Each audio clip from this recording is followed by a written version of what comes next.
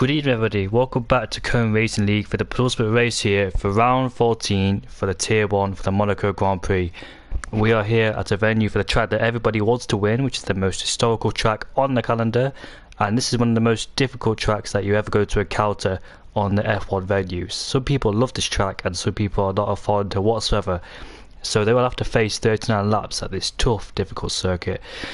Ahead of us we have a long qualifier section which is split into 3 parts: Q1 18 minutes, Q2 15 minutes and Q3 12 minutes. Q1 the top 15 go through, the bottom 5 gets eliminated, in this case the bottom 4 because 19 people have turned up tonight. I'm surprised it's a full house. Q2 the top 10 goes through, which is they have to start at the tyres, they have to set their fastest lap onto to get into the top 10 for the race. And Q3, as you all know, the top 10 fights for pole, and then it's nicely set for the grid, which is 39 lap race around the shortest circuit, just over 2 miles, 19 circuits, 19 corners in the equation, and we're going to witness plenty of action here tonight, not only in quali but for the race, and there's a high chance of a safety car appearance which could mix up the pack depending what the strategy they have opted to go for and where they are at the time where it happens. And as we all know, track position is key around here and the drivers know it too. Introduction: my name is Jay Morris and I will be taking you through tonight's entertainment and action. Overtaking will be difficult around here because it's so tight, and I'm not expecting for it to be an amazing race unless it's chaotic, of course, so we'll have to wait and see what action we will get here for tonight's race. It's one of those tracks where it's known in its Formula 1 in the races that it can be a bit boring in the race, but in qualifying it's probably arguably one of the most best qualies you're going to ever see, because you're on edge all the time and one mistake can lead you into the barriers like we've seen in the Formula 1 pass. And if you remember back in 2018 at the swimming pool section where Max Verstappen had his crash in Q1, or was it Q2? I think it was Q2. It was 2016, and I believe Daniel Ricciardo took pole position that year too. And as you all know, in the race it didn't quite go so well because he had one of the slowest pit stops that Red Bull provided, and Hamilton went on to win the race in the Mercedes as you are watching Fury navigate his way down into the swimming pool section. And I'm going to see a lot of mistakes here tonight. It's Stoffel Van Dorn, who also crashed in the same place as Max, which was 2018, and in qualifying there's been other times where drivers had big mistakes here in Monaco. The most controversial being Nico Rosberg having parked his car down at Mirabeau where he made a mistake. He locked up his right front and opted to go down the escape road and avoiding the barriers. And as you all know, it caused controversy because people thought Nico did it on purpose, and he caused the yellow flags and it prevented Hamilton's chance of getting pole position. As we all know, I'm expecting a lot of drivers to make mistakes around here because we all know it's one of the difficult levels circuits, and around here, whatever lap times they have done in practice, I'm not expecting them to beat their lap times. I could be wrong and they could absolutely nail the lap they've done in practice, but there'll be a sense of caution in qualifying because, as you all know, it's a track where it's very easy to make a mistake. I'm not only talking about hitting the barriers, but also invalidating it. As you want to know, in practice you're free to make any mistakes because it can be easily rectified as you go on for the next laps in practice, but it's easy to walk away in practice too because you have loads and loads of chances, and obviously it's a practice session so it's very easy to make a mistake, as Fury sets the time on 11.1 and Strauss goes into P1 with a 9.5, so he already sets the benchmark. In the 9s we go. 20 drivers here tonight because Danny Boy's just appeared, so it's nice to see him in action. And I know that traffic is going to be one of the biggest issues around here, especially around here where Harvey Lees is approaching. This track is very, very difficult in all the corners you go to, and we're about to see the McLaren driver of Harvey Lees cross the line, and he puts his McLaren 3/10 behind Strauss with a 9.8. I know it's not a lot of drivers' cup of tea, it's not even my favourite track. I hate this track so much. It's very lovely to watch the cars go around, but when you're actually racing there in quali or the race, you're on edge all the time, and it's so easy to make a mistake. Not only hitting the barriers, but also invalidating it. As Royal Gamer goes up into P3 with a 9.8, just a few hundreds behind Harvey Lees, as Calvin, one of our newest drivers, puts his Renault into first place with a 9.3. So I want to say a welcome to Calvin. He's in a Renault with Louis Ladd, one of the most experienced drivers on the field. Obviously he's not been turning up for a few races because he's been very busy, but nice to see him here. With Krishna, pops into P5. He's done 2 laps on those set of tyres, so obviously he must have made a mistake on his first run or invalidated it, and he puts his Red Bull with a 10.2 into 5th place. So other drivers out there with Louis Ladd coming through sector 3 now, the swimming pool chicane. Look at that, making his way around there. Now coming into Raskas, I believe. Went deep into that corner. I think he hesitated slightly on entry. Now throttle down, and let's see where he can put his Renault. And he puts himself into 3rd place, 2 tenths behind Strauss. You can see a lot of people on the outlaps and some in the pit lane, and a lot of people are expecting Duel to perform well here tonight, and he's been promising us that he's gonna do well, but we'll find out, won't we? What could Ferg do in his racing point? Is Mark here tonight? Yes, he is. He's down in 90th place. He is here tonight. As we come down into a place where we can easily hit the barrier or invalidate, it's also an opportunity to overtake, but at the same time you've got to be careful when you're overtaking there, because if you brake too deep you overshoot the corner, and therefore you have to give the track position up because you overtook illegally, and possibly get a warning with it because you exceeded track limits too. So that's the most difficult corners on the calendar, but it's also arguably one of the most corners there's an opportunity to overtake, or possibly one of the opportunities, because I can't see where else you can overtake, as Duel puts his AlphaTauri in 2nd place with a 9.4, just behind our newcomer Calvin. So elsewhere on the track we've got Iserol coming out there on a lap, and where's Nathan? He's coming down to one of the slowest corners on the calendar, goes in a bit deep as well. Iserol nice out there. Cal Cohen, I think he's one of the commentators in Div 2, and I want to say welcome to him for his Div 1 appearance. I think he's raced here in Div 1 before, but this is the first time I've seen him in Div 1, so let's see what the Williams driver can do. Makes his way towards the final corner, and Louis Ladd put his Renault up into 4th place, and Cal Cohen comes across the line with a 10.7. I expect a lot of drivers struggled here tonight because it's just a very difficult track itself. Nathan's backed out of it, so he's not satisfied with his lap time. Ice-on Knight coming towards the swimming pool section.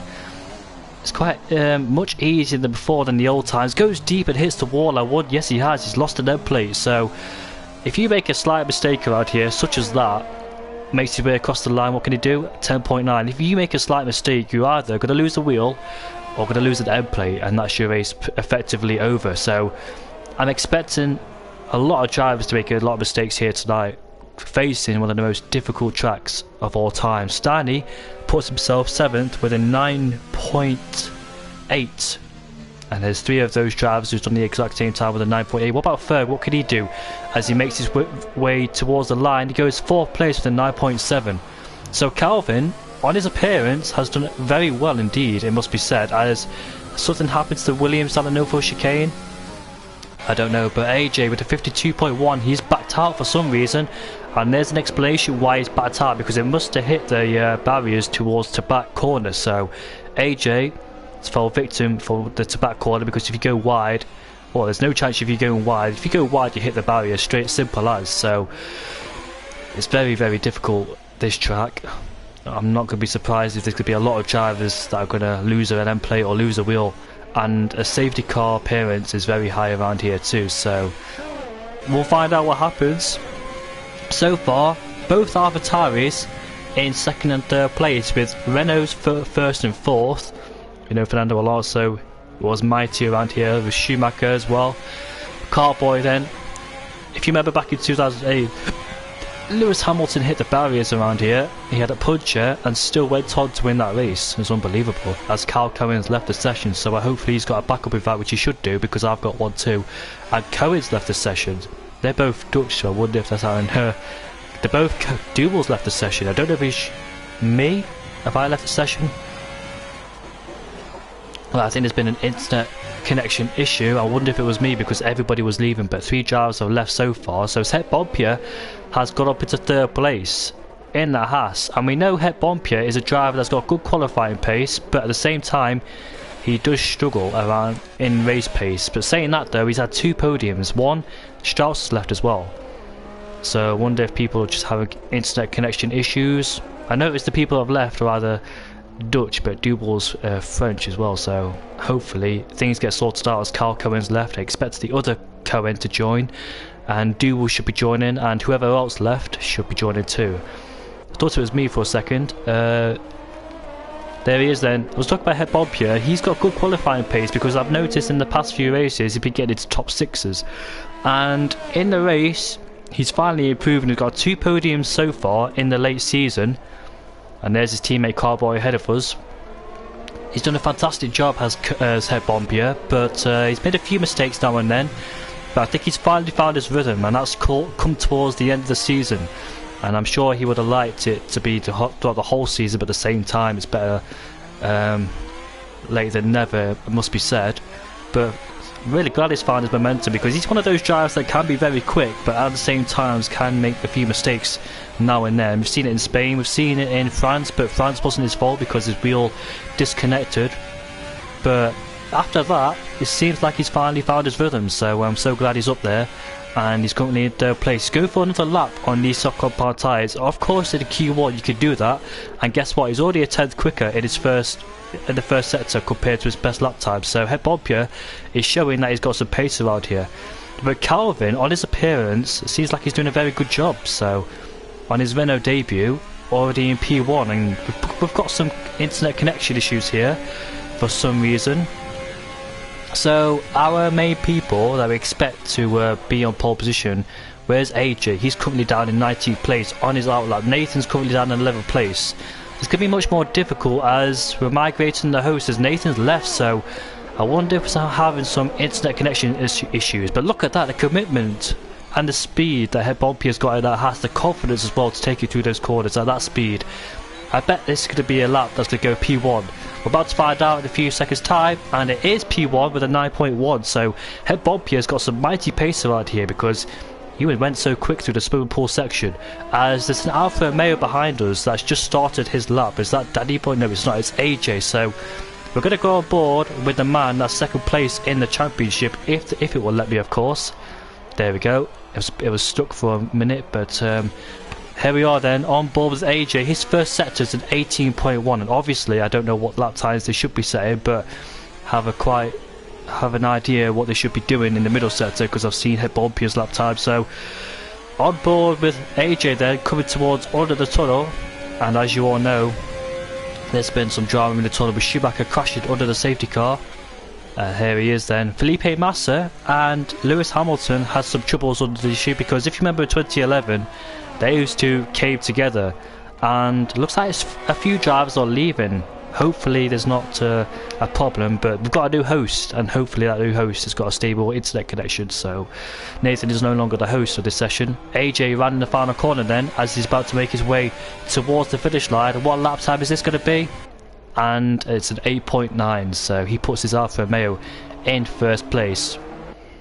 Looks like he was struggling at one point, but he managed to rectify his mistake and instantly goes at the top of the table, so good job from AJ, the man in 2nd place in the championship.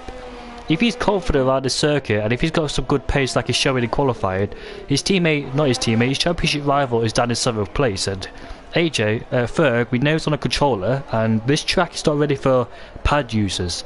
So is this AJ's big opportunity to finally gain a lot of points back on CRL Ferg? It is Q1, we can't really judge for what happens in Q1, but we can have some idea of what is going to happen in the next few sessions. So if Ferg is not that confident or hasn't got any decent pace to match the guys in 1st, 2nd and 3rd, then looks like AJ's got some opportunity to bring those points down. But if Ferg's sandbagging and he's got a lot more to offer, then we'll find out in Q3, won't we? So Dubel's on another lap, or he's on the same set of tyres, because you only want to use ideally one set of the soft compound tyres ready for Q2 and Q3. I presume people in the top 10 might go for softs. I don't see why they should go for mediums, because track position is key around here. As we all know, as we all seen in the past in different leagues and in the actual F1 races, track position is absolutely key. So I think people will be starting on soft compound tyres, and we'll go on board with Foul Fury because he's on a lap time, I think, down in 17th place. Yes, he is. Coming towards the Nova chicane, this is quite difficult, but at the same time, it's an opportunity to overtake. And oh, he went a bit wide through there, and luckily he did not hit the barrier, but he's messed up his rhythm, and he's spun, and he's lost his front wing, and he's hit the barrier too for good measure. Now, back in 2009, Heikki Kovalainen spun there, lost his front wing, but he got away with that one. He could have got a lot worse, and he'll be making his way back to the pit lane, and I presume Foul Fury will only have one more lap time on the board, so he's got to make that one count. But he lost traction at the exit of the swimming pool section and hit the barriers. Where's Cartboy? He's down there in P19 on a lap time, start lock up. Makes the corner there as AJ knows he's safe, so he's retired. What's he going to do through this middle sector? This middle sector is a 52.3, he's 9/10 quicker compared to his previous lap time. Obviously he needs to be that quicker because he's done a 12.1 and not a representative lap time in that respect. And coming towards the final corner, he seems like he's locking up in a lot of places. I expect that on this track, and now he's coming towards the line. What can he do? He stays in P19, and interestingly, one of the drivers that's in the drop zone is CRL Mark. And is he struggling? We don't know because I haven't seen him so far. Is he invalidating? We don't know, but he's on a lap time, so we'll find out what happens in the next upcoming minutes and see where he places that racing point. As we make our way to the Nouveau chicane, seems nice and tidy so far, takes the corner nicely through there, exit seems good and stable. Coming towards the back, seems stable as well, 51.1, needs to keep it nice and tidy, coming through the swimming pool section. Rise the curb, not too much of it because you will invalidate. Coming towards Raskas. Now Anthony knows, to the final corner we go, pitting the throttle, he takes it 4th gear, you want to presumably take it 3rd gear through there, and let's see what lap time he sets. And it's P1, so he's got himself out of the danger zone, so we'll be safe and happy with that lap time. So who's in the danger zone? That is Iso Knight down there in P16. Cal Cohen has put his Williams into P18 ahead of Foul Fury. Foul Fury is out there, so we'll only have one lap time to do, and this one lap time will have to count, otherwise he will be eliminated from Q1. Cartboy's out there, and Cartboy will only have one lap time as well. I presume this is his 2nd lap time on the same set of tyres, because it says he's done 1 lap so far, so I wonder if he's made a mistake or invalidated on his first run on those set of tyres. Cal Cohen is on a lap time, I think, but he's 1/10 down, so he needs some improvements through there. Iso Knight's gone purple in the first sector, had a slight lock up coming towards the Massenet. Not quite sure, I think it's not quite sure what corner it is. I've not done my research around this track, so I've forgotten a lot of things around here. 52.0 in the middle sector from Cal Cohen, so it's an improvement, but will it be enough to get himself into Q2 as a massive lockup goes wide into the Raskas corner? And this lap time, what will it be from Cal Cohen? Will he make himself? No, he doesn't. It's a 10.3. He improves, but sadly not enough. And I don't think he'll go for another one because he's run out of EOS. So sadly for him, it's most likely that Indian Jesus has been knocked out of Q2. Iso Knight coming towards the line, puts his Red Bull in P8, so he's safe. He pushes Nathan out. Nathan has been knocked out at 9.9, and that's very surprising from Nathan. So sadly for him, one of our championship contenders has been knocked out. Wasn't expecting that, but at the same time I was expecting that the pad drivers will struggle the most around here. So sadly Nathan has been knocked out of Q1. And Foul Fury's got 2/10 quicker, but sadly he's hit the barrier and lost his front wing, and that's a massive shame. So both Mercedes have been knocked out of Q1. What about Cal Cohen? He's invalidated. Indian Jesus, and nobody's out there to threaten a lap time, and I think that's it for Q1. So sadly Nathan's gone, Indian Jesus is gone, Cal Cohen's gone, Foul Fury's gone, and Cartboy, he was gone as well. So both Mercedes have been knocked out.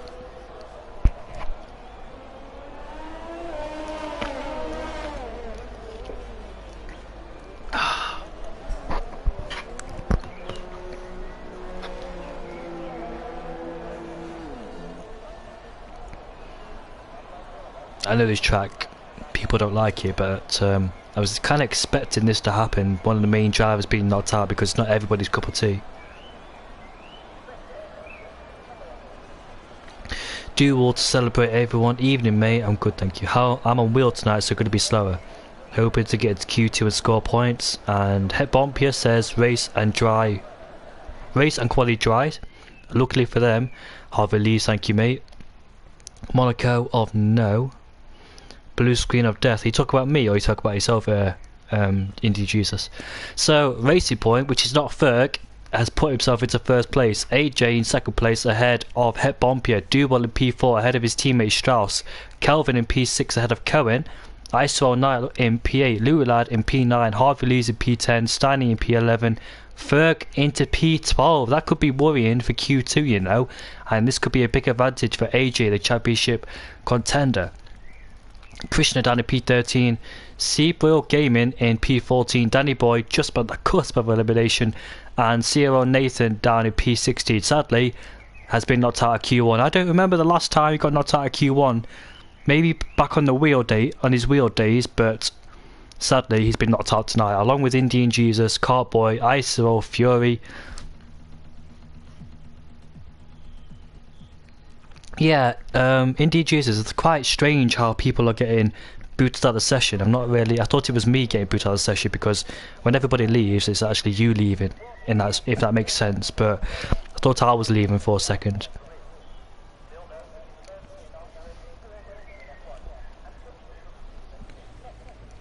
We're into Q2 on this qualified session, and there's only 14 drivers, so I presume somebody's crashed. I think it was Foul Fury, but Foul Fury's knocked out anyway. Was it Nathan? Did Nathan crash because it was P16? I think he's Danny Boy. Yeah, Danny Boy's been knocked out. I think he crashed somewhere. He made it into Q2, but if you damage your car and lose your wheel, you will not progress into the next session despite making it into the next session because you've crashed your car. So obviously you can't take part for the next session. And the Ferrari driver has the number 14, and he won't be using that in the next game because Fernando Alonso's back, so enjoy it while you can. Seabroil Gaming, I know it's his gamer tag, number 14, but he won't be using that for next season. So, on the left hand side you can see the graphics with the soft and medium. A few on the softs and a few on the mediums. We've got who's the main people. Duval's on the mediums, Strauss is on the mediums, Krishna, Het Bompje, Harvey and Seabroil Gaming. I'm trying to figure out what's the best strategy around here. It's a one-stop strategy for sure, but is mediums the way to go? Obviously you want track position. If you're going to qualify in mediums, you best hope you qualify like in the top 3. You don't want to be qualifying in like 8th place in the medium tyres. Make it into Q2 on those mediums, so qualifying 8th and surrounded by soft runners and all that. You want track position of course. But I've noticed that if people go early on the mediums, that means they're going on the softs towards the end, and if you go on the softs, you could be going on the mediums, but we'll see what happens in the next upcoming few minutes. As we go on board with the Dutch driver, our Real Gamer, what will he do? Coming down into the first corner, Sander Vort, as you always know, he's hit the wall coming out of turn 1, and I wonder if he's got any front wing damage. He's looking to get away with it. I can't quite see if he's got any damage sustained to his Ferrari car, and you don't want to be stationary. And yes, he's got front wing damage because a piece has just gone flying off, so he's just hit the wall coming out of Casino Square. I don't think the Red Bull would have done it, but I think he just went a bit too wide or carried too much speed, and in result he picked up some front wing damage. He's almost lost traction coming out of Portier. I believe at every single corner that there's always been drama. Here, remember Kimi Raikkonen hit the back of Adrian Sutil, Sergio Perez hit into Kimi Raikkonen. We all know what happened here with Pastor Maldonado and Max Chilton, and I believe Seabroil Gamers just hit the wall coming out of the back, so I think he'll abandon this lap and go into the pit lane, because if he doesn't he'll continue, set a medium time. Yeah, he continues, so I presume he'll be going on the soft compound tyres towards the end, because there's no way, I don't think he'll make it into Q2 or Q3 with that lap time. It's 11.4 for Seabroil Gamer. We've got a yellow flag down there. Krishna coming towards the line, he's gone P2 with a 12.7. So also not a representative lap time I don't think on those medium tyres, and we've got somebody made a mistake down there. Wonder who that is. Maybe it's just a car. Get out of the way! Oh, Cohen, I think he just carried a bit too much speed for the car's liking. And did he get the full wind damage? No, but he abandons that lap time and into the pits he comes. Here's ISO 09 on his lap time, 18.3 in the first sector. The best first sector I've seen so far is an 18.1 on the sauce, obviously the first sector. There is Steiny then on those medium compound tyres. As you can see, majority of the drivers have gone for the mediums, so I'll be interested to see as Louis Ladd sets the fastest lap on the soft compound tyres with a 9.8. Where's his teammate Kelvin? Still in the pit lane, so I think he's just monitoring. And somebody's just made a mistake down at this corner, the Novo chicane. Is that a Red Bull? Is that Krishna? No, it's the other Red Bull of ISO Night. He's just invalidated. I don't know if he's just spun or he hasn't lost any full wing at all, so I think he's just spun around there. Or did he clip the barrier coming towards the first part of the turning, because he might have lost the rear end. He might have clipped the barrier with his rear tyres. Stanley just got away with that one. I think he carried a bit too much speed coming towards the back. Takes the swimming pool section very nicely, uses all of the curb of the entry. Let's see what Stanley can do then coming towards the final corner as Het Bompier goes quickest. He goes quicker than Louis Ladd on the medium compound tyres. That is very interesting. And Stanley almost hits the racing point coming out of the pit lane. And it's a 9.4, 2/10 quicker than Steiny. So, ISO Cohen says got blocked by a McLaren, so had to make avoiding actions. Luckily no wheel came off. And there is Ferg then. Ferg is on the medium compound tyres. So, he was in 12th place in Q1. I don't know if he just took the lap cautiously. We all know we could go quicker than that. But I wonder what happened to him in Q1. Anybody else out there to fly on goal? Ball with Strauss, he lost it, and he's hit the wall. Strauss gotta be careful that they get disqualified from the session. Make it back on the track very safely. Not the first drive to spin there. So Strauss's options then, would he go back in the pits? Do a lap on those mediums? Bearing in mind those mediums will be like 2 laps old, but it won't make a big difference because the mediums are durable around here. That's Mark. Has he made a mistake? Now, what's happened to him?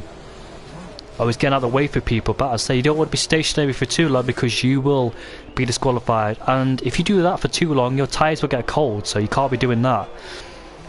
I know you want to be nice, but at the same time you can't always be nice. You've got to go for it when you've got track position. So Mark is about to start his first flying lap on those medium compound tyres. Gonna go on board with his teammate. His teammate's back in the pit lane, so I wonder if he's just changed his mind to go on the soft compound tyres. Here comes Kelvin. He was 6th quickest in Q1. Makes his way towards the swimming pool section. Very nice and tidy and very quick, it must be said. The best swimming pool section I've seen off board is Het Bompier, but that was a very nice swimming pool section from Kelvin, who almost lost it coming out of Anthony Nose, and that lap time puts him in P1, so good job from Kelvin there. Not quite the best lap we've seen so far. It was an 8.8 from AJ, but we'll see who else is out there. Next is Seabrill Gamer, who's out there going for a second lap on those soft compound tyres, so I presume he's made an error on his first lap on those soft compound tyres. Here's ISO Cohen then, coming around the slow corners. Next one is Portier. Remember back in 2017 when Jenson Button went alongside Pascal Wehrlein and flipped him upside down. It wasn't upside down, it was just sideways. And there's yellow flags where ISO Cohen's just passed a Portier. I think it's just somebody slowing down to let somebody through because there is an Alfa Romeo on a lap time. As Cohen then does a 51.9 in the middle sector. So this was swimming pool section's nice and tidy. Now the last corner he's got to negotiate, and let's see how it is then as he makes his way towards the line. This lap time is going to put Cohen up into 6th place. Is that safe? I'm not quite sure. Interestingly, Ferg's back out there on an outlap on the same set of tyres, because I'm not quite sure what happened to him at the start of it, because he did come out for an outlap on those medium compound tyres. Maybe he went back in the garage and studied the data and looked at everybody else, but he's back out there. Did he have front wing damage on his outer lap? Not quite sure. I don't know what other reason he will come into the pits for, but at least he's out there, and at least he's going to set a lap time. He's currently down in P13 in the Racing Point. Strauss is out there on the medium compound tyres. He's about to go for a lap time as he makes his way into Sandevot. You've got to be very careful you don't hit the wall coming out of turn 1, because it's very easy to do. Coming up the hill towards Casino Square, bring it to the left and swoop it into the right. Make sure you don't hit the wall at the exit and lose traction.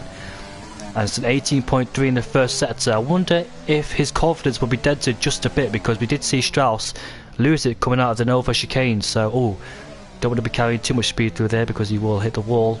This is one of the slowest corners on the calendar. So, the way I see it from Strauss, he's taking these corners rather nicely and not losing the back end as he makes his way towards the difficult Nova chicane. Don't want to clip the barrier, you don't want to validate through here. This time he managed to rectify his mistake and doesn't spin the car. A 51.8 from the Dutchman, makes his way towards the swimming pool section. He taps the wall, but it's not enough to cause him any damage. If I tap the wall through there, I'll be panicking because I know my lap time will be in jeopardy. And coming towards the final corner then, let's see what the Dutchman could set. It's going to be a 9.9, and I must say, he might have to go with the soft compound tyres if he wants to make his safety into Q3. So Ferg puts his Racing Point in 4th place, and that's a lap time of a 9.5. A decent lap time on those medium compound tyres. So Ferg then has made his way into Q3. I wonder how many people will go on to the soft compound tyres towards the end of the qualifier session, because I do know people like, who shall I say, dual downwards. Maybe Steiny has set his best lap time on the medium. Steve Royal Gamer. So I think, yeah, we've got Krishna and Knight coming out on a brand new set of the soft compound tyres. There they are, both Red Bulls. And what's Strauss doing down there in P10? I think he will go on a brand new set of the soft compound tyres. Cohen has set his best lap time on the softs. Been beaten by some medium runners, and Duel's out there, and he's on a set of mediums, so he's confident that these mediums will take him through to Q3. Gotta be careful though, because I know people will go on the soft compound tyres. People like Louis Lard, Cohen, Strauss, Harvey, the guys outside the top 10 for sure, they will go on a brand new set of soft tyres. People like AJ and Ferg, who set their best lap time on the mediums, are definitely safe.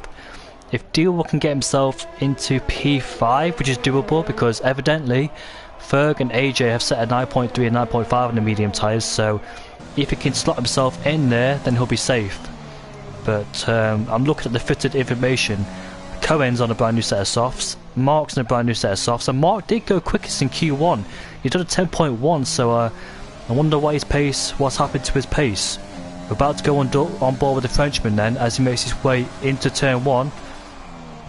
Look at the speed through there. I know it's a slow speed corner, but somebody has made a mistake down at the Nova chicane. It's Krishna. He's lost his front wing, or an end plate, shall I say. So Krishna then is in jeopardy of making it into Q3.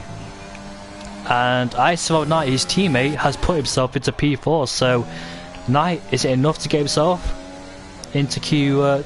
It must be with a 9.5, but we'll find out soon. Steiny is on a brand new set of softs. Louis Lard's on a brand new set of softs, so keep an eye on these dying stages of qualifying. We're going to go back on board with Mark then as he makes his way to the slowest corner. That doesn't have a name, does it, the slowest corner? I don't think so. As we come out of Portier. Under the tunnel we go. And coming into the Nova chicane. You be careful you don't hit that barrier at the entry. Very easy to do so. You can hit it with the front tyre or the rear tyre.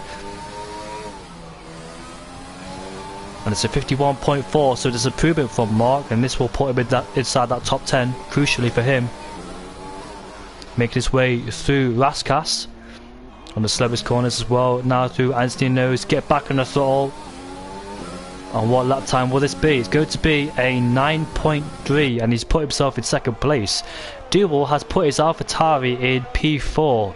Now, competitors around him, all on the soft compound tyres. Duel, could this be a bad strategy from Duel? Because everybody has put themselves on a brand new set of the soft compound tyres. And I literally mean everybody, because you can see The fitted tyres are the soft compound tyres. Now I expected this towards the dire stages qualifying. Duval has no choice to go back in the pit lane and go on a brand new set of tyres. So has he cost himself a chance to get into Q3? We never know, because people can still make mistakes on their qualifying runs. And Het Bompier has been disqualified for blocking the pit lane. The Dutchman has blocked somebody. He's blocked Ferg. Ferg has been blocked. No, he hasn't, because he's on his outlap. If that was a flying lap, Ferg would be absolutely frustrated with that. But luckily he was on his outlap. Now for some reason, AJ has put himself in the pits. Duval's in the pits right now. AJ, what's his best lap time on? His best lap time is on the medium tyres, so he's confident that he'll make it through on those medium compound tyres. And guess what? The gap separated between him and Duval are 5 thousandths. Go on board with somebody's on a lap time. Steiny, he could threaten people's positions. AJ's retired, so his best interest is watching people. As Harvey Lee's got into second place, we're on board with his teammate who's got 8 tenths quicker. Almost losing it through the swimming pool section. Coming towards Raskas now. We've got a Ferrari ahead of us. That Ferrari will be starting his flying lap. And we're on board with Steiny now as he makes his way towards the line. What lap time is it going to be? It's P1 from Steiny. Where's Ferg? Ferg is down in 9th place on a brand new set of soft compound tyres. Where's Cohen coming through the Casino Square? Strauss, this is his last chance now to get himself inside the top 10. He validated that last lap, but this lap is crucial for him not to do so. Krishna, 3 tenths improvement in the first sector, so keep an eye on those guys. Where's Louis Ladd? Louis Ladd is backed out. Louis Ladd, gotta be careful I don't get knocked out of Q3. We're on board with Ferg now. He's down in P9, so he could potentially get knocked out as he's got quicker in the first sector. So good signs from Ferg already. Takes it very slowly through that corner there. I know back in 2019 game, people took it through the reverse gear. Talk about extra rotation, I've seen it before happen. And now we're coming down into the Newford chicane, one of the most difficult parts of the track as well.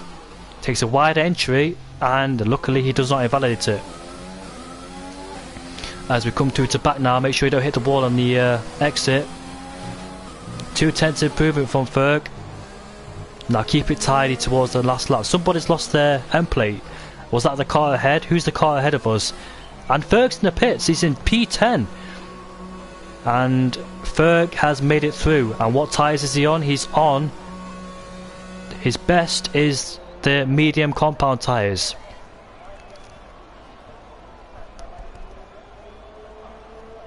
Interesting then. So people that will start on the mediums is AJ, Duval and Ferg.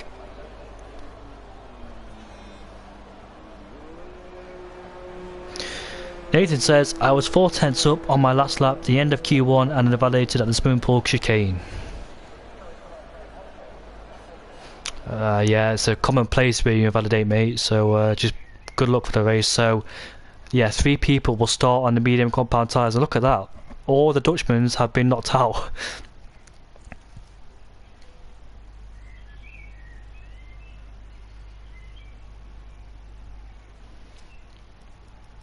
So look at that, Krishna's made it through. I saw Knight has made it through. No offence to Knight, but he had some difficulty making it through to Q2, so it's nice to see him in Q3. Both Red Bulls have got themselves into Q3. And Kelvin on his debut, 8,000 slower than Stein. He's doing a good job in that Renault. Both Renaults are in, both McLarens, both Red Bulls, and both racing points. Sadly, we don't see Strauss in Q3 despite his Q1 early pace. Do you know what? Being 2 tenths away, AJ and Duval, that's not bad on those medium compound tyres. Expect one of these two to get pole position. If not, Ferg joining there as well.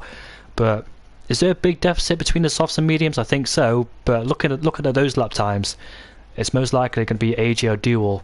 So they're looking comfortable. Yeah, if you remember Max Verstappen, he crashed here in 2015. He hit the back of a Lotus Mercedes in 2015. He was the first one that caused the virtual safety car, the first ever virtual safety car. You remember back in 2016 when Max Verstappen crashed into the wall at the swimming pool section? Yeah, the Dutchies having bad luck here. 11, 12, 13, 14 with Het Bompier being disqualified.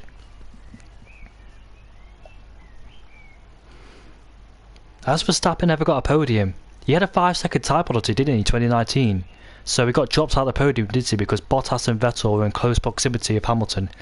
So has Verstappen ever had a podium around here? I don't think so, if I remember correctly. 2016 it was Ricciardo, Hamilton and Perez. 2017 it was Vettel, Raikkonen and Ricciardo. 2018 it was Ricciardo, Vettel and Hamilton. 2019 it was Hamilton, Vettel and Bottas. 2020 it was nobody. 2015 Verstappen was at the Toro Rosso and he caused that crash, so he hasn't never had a podium around in Monaco. It's his teammate that's had good luck. I must say bad luck as well, because 2016 had that long pit stop. Ricciardo was supposed to win the race, but that pit stop costed him.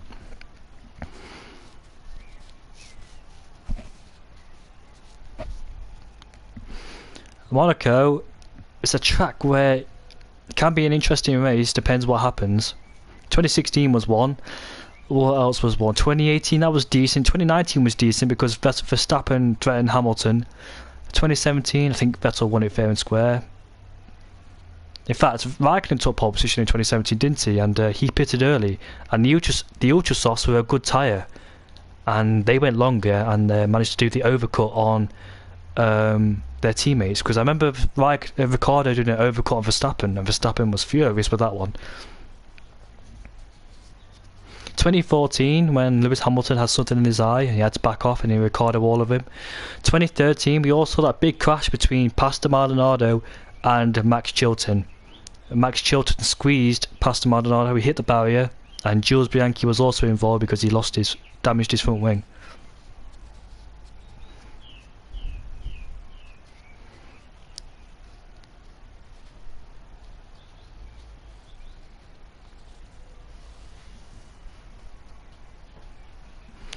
This is going to be interesting because there's a glitch in Q2. Now, I'm not quite sure what will happen, because if you restart the lobby, you're either having short qualifying. You can't have a fixed grid because we don't know who's on pole because it's not Q3. So Nathan, mate, you're gonna have to figure out how you're gonna do this. What will you do actually? If you set the grid like this, that's going to be a bigger disadvantage to people like Ferg, Louis Ladd, because they could have a chance of pole position or getting higher up the grid. You're in Q2, you're in a really difficult position, because if you restart the whole qualifying session, you can't just do parts of Q2 and Q3. It's either short qualifying, so it's an 18-minute session, or long qualifying where you have to do Q1, Q2 and Q3 again. If you do a fixed grid, now that's going to be really difficult, and there's going to be a lot of arguments, because that means if you do a fixed grid, Steiner will get a pole position, Calvin, Harvey leads in second and third, Mark 4th place, Ferg in P10 on the mediums, and he's surrounded by soft runners. So, and in Q3 Ferg can get higher. So you're in a really difficult position, mate, because in Q2 you can't restart Q2, if that makes sense. You can't do fixed grid, because that'll cause a lot of arguments, and a lot of people will be disagreeing with that one. People like Steiny, Calvin and Harvey would be happy because they have track position crucially, but people like Ferg, he'll be frustrated if you do a fixed grid down to P10. There's nothing you can do. What are you going to do? They might have to do a vote on this one to what to do, because if you do short qualifying, it's an 18-minute session and traffic will be in the way. With all 20 drivers taking part, that means Het Bompier won't be disqualified. That means Nathan will make it into Q2. You're really in a difficult position here, mate. It's all down to you now to use your excellent management skills.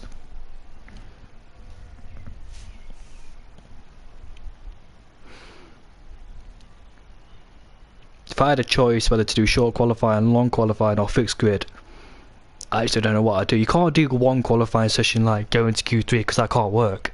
Or can it work? No, because you're restarting the whole lobby, aren't you? So you can't do, like, you can't set the Q2 grid and go into qualifying 3, if that makes sense. It'd be really, really interesting to see what you do.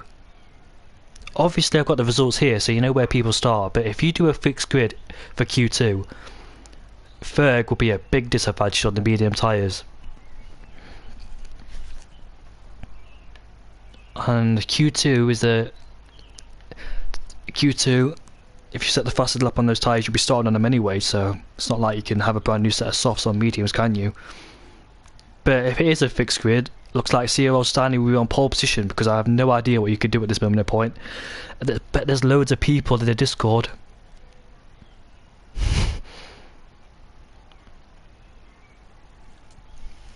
If you restart the whole of qualifying, that means you're going to take us through another hour of qualifying, and obviously a 39 lap race.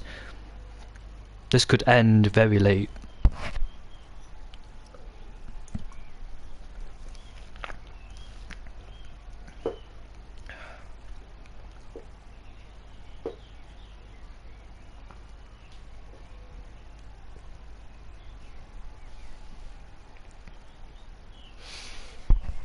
Let's talk facts about the Monaco Grand Prix. You remember back in 2011 when there was a big incident between Vitaly Petrov and Sebastian Buemi? It was one of the Toro Rossos. Oh, Adrian Suter got a puncher, didn't he? Coming out of to back, and then it led into contact between Vitaly Petrov and Sebastian Buemi. Lewis Hamilton had a damaged front wing, I believe, because I think Sebastian Vettel hit the back of Hamilton.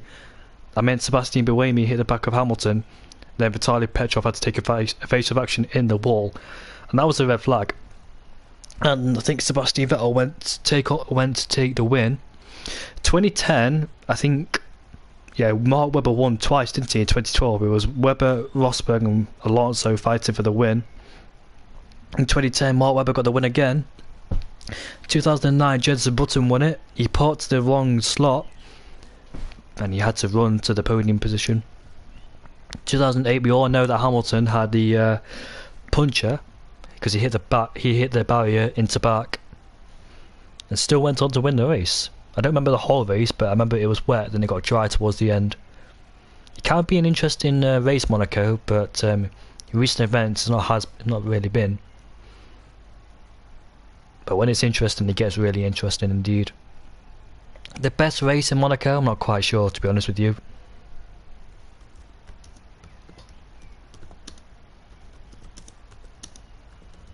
(2013) Nico Rosberg won the race. There was a Mercedes 1-2, but the safety car came out, and they had to double stack the Mercedes, and Hamilton ended up 4th. Rosberg won with Vettel and Webber in 2nd and 3rd, and Hamilton wasn't happy.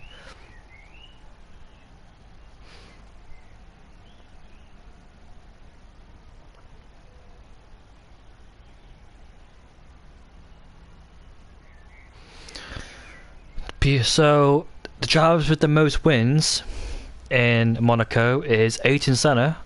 He's won here 6 times. He's got the most wins so far. Then it comes Graham Hill, then Michael Schumacher, 5 each. Then Alan Frost winning 4 times around here.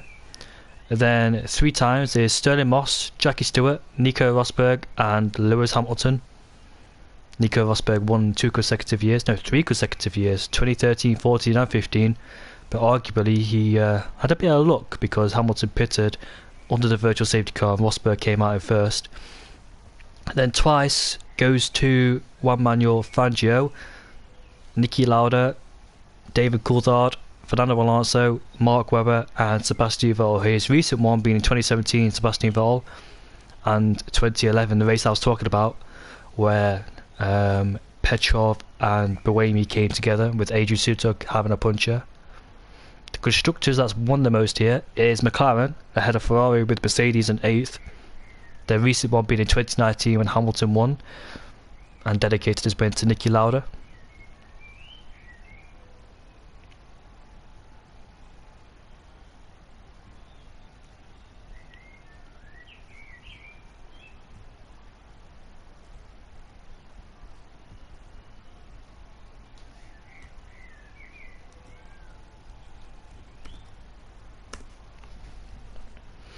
Not quite sure what I'm doing.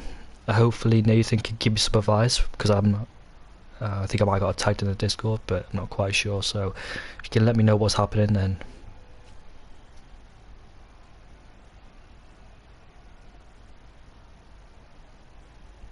So, latest I've got so far is details being confirmed. And here we go then for an invite.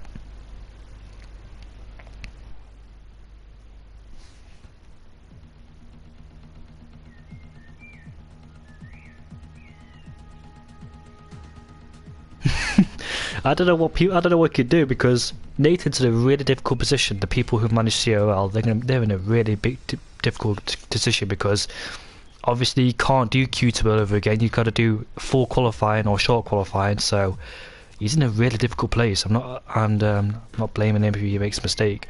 So it's a short qualifying then, it says. Now this will give people the chance that are not tight in Q1 and in Q2 and Het Bompje got disqualified. It's give them another chance. And you could be, and this is the lottery, because you don't get another chance in Monaco. So Het Bompje is really lucky, and the people that got that out in Monaco are really lucky too.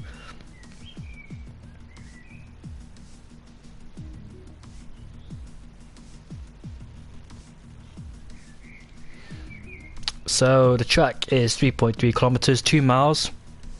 Corners are 19.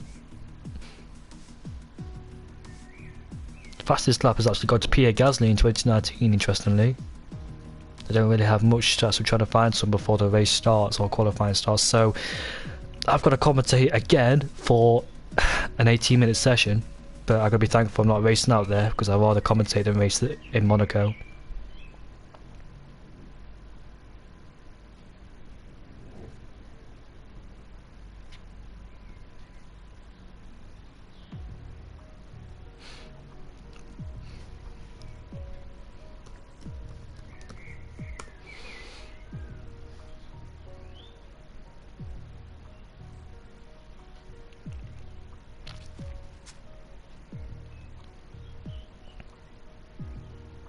Here we go, then I've got some facts for you. The Monaco Grand Prix was first staged in 1929 on a layout of the circuit that was not very different to the one used today.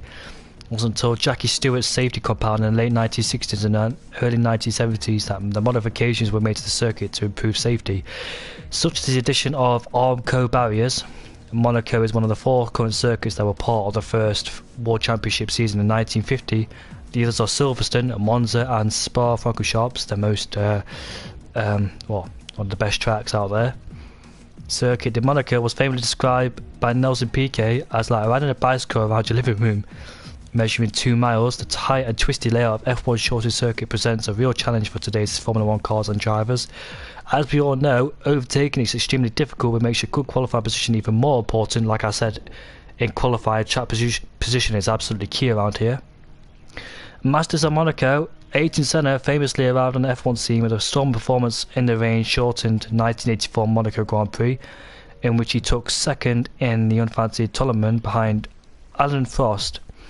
Senna will go on to win 6 times in the Principality, the most of any driver, including 5 straight victories from 1989 and 1993. Other successful drivers include Graham Hill, also known as the King of Monaco or Mr. Monaco, and Michael Schumacher, each won 5 wins to their name. And McLaren is the most successful constructor in Monaco with 15 wins.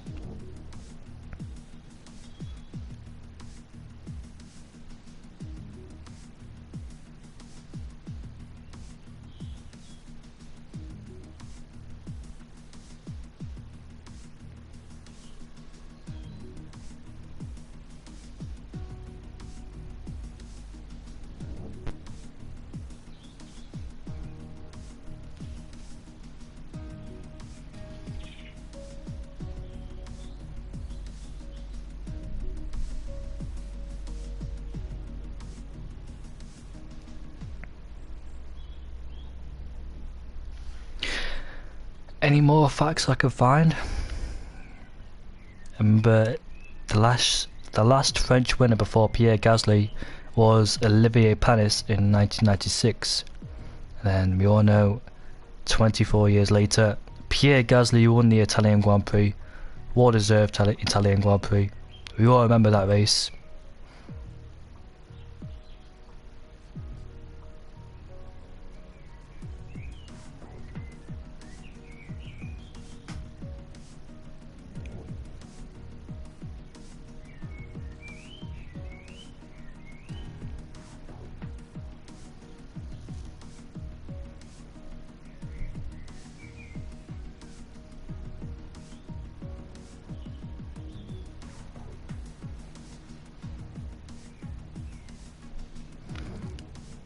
Oh yeah, 2020. Sadly, we missed the Monaco Grand Prix. We all know why, because of COVID, but it is back on the calendar, and I believe the Canadian GP has been cancelled, and that is transformed into the Turkish Grand Prix. Yes, we all remember 2014 that it was Marussia's first ever points, and thanks to Jules Bianchi, he made that audacious move into Raskas, passing Kobayashi, and he had a 5-second time penalty for whatever reason he got it. I'm not quite sure why he had it. Maybe that contact with Kobayashi, but that was a super lunge from him. Then down at the slow corner, the hairpin, Magnussen and Raikkonen came to blows with each other. That Bianchi went on to finish 8th in that race, but that 5-second time penalty put him down into 9th. And that was his first ever points for Marussia. Fantastic job as well.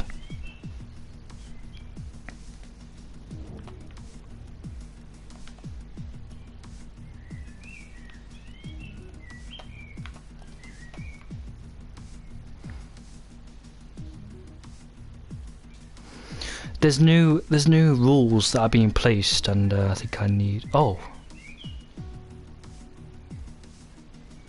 I see what we're doing here. We're only having 10 drivers in the session. These are the 10 drivers who made it through Q3, and that's a good idea, you know. I wouldn't have thought of this, but Nathan, using his mind and his brilliant mind, decided to put 10 cars. Now that's not bad, you know. It's quite a smart idea. Yeah, so Q3 will be replaced by a short qualifier session. A new lobby will be started, and everyone participating in the original session will be invited. Only drivers through to Q3 can choose a car. The rest are welcome to spectate. Q3 drivers will not be allowed to leave the pits until 12 minutes remains. Once the final top 10 positions are determined, at the end of the short qualifying session, we'll make another new lobby for the race. This race will be 50% distance, with weather set to be, it can be how resembled it was in the original session. So that's the confirmation. You know what, that's a very smart idea. I wouldn't even thought about that one. If I was Nathan the Rage, I'd be panicking. So here we are then for the short qualifier session with 10 drivers, and these 10 drivers are the drivers that made it to Q3, so that's really fair of what they've done. And once this qualifier session ends, I think we're going to leave this lobby and take a screenshot of the results and put them all together ready for the race. So a smart idea, but sadly we'll wait 6 minutes. So while those 6 minutes happen, I will head off to the toilet.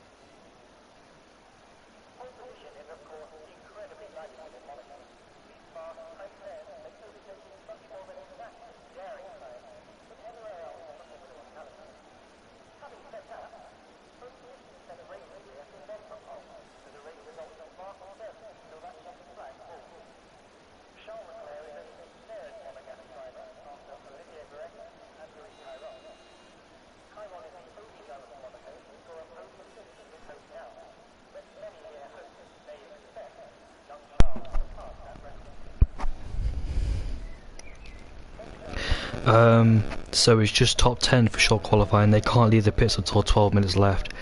After this short quality, there'll be a new lobby with custom grid for the race. Jamie, why don't you see me go do some donuts? Go on then, Harvey, do some donuts for me.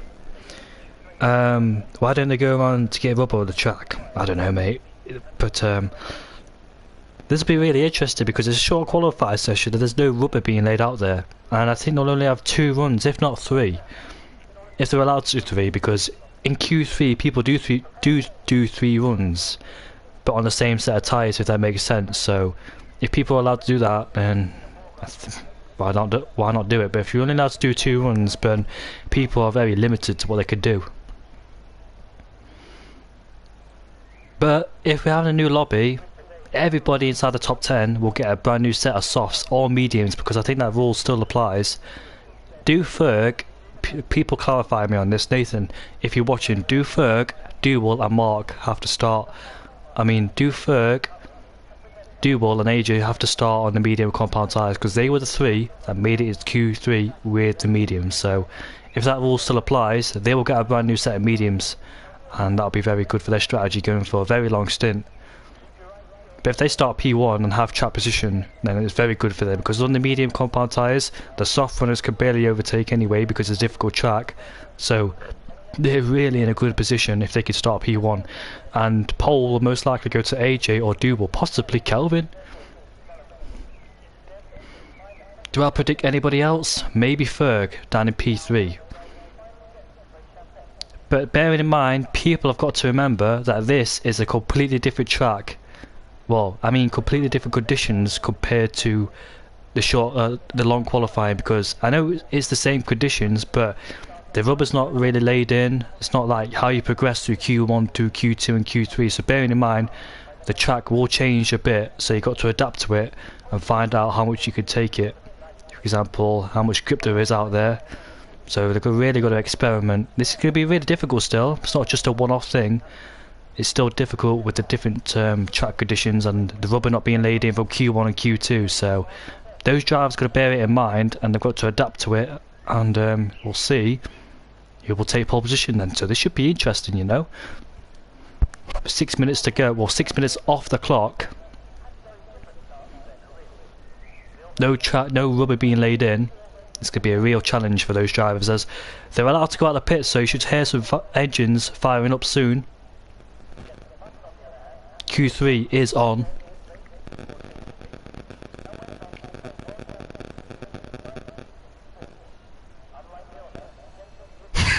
Harvey Lee said I would, but admin might castrate me. So I wonder why people are not going out there, because 12 minutes has gone. I mean 6 minutes have gone. So people should be going out there. I wonder what they're doing. They do realise it's 12-minute mark, right? Not the 10-minute mark.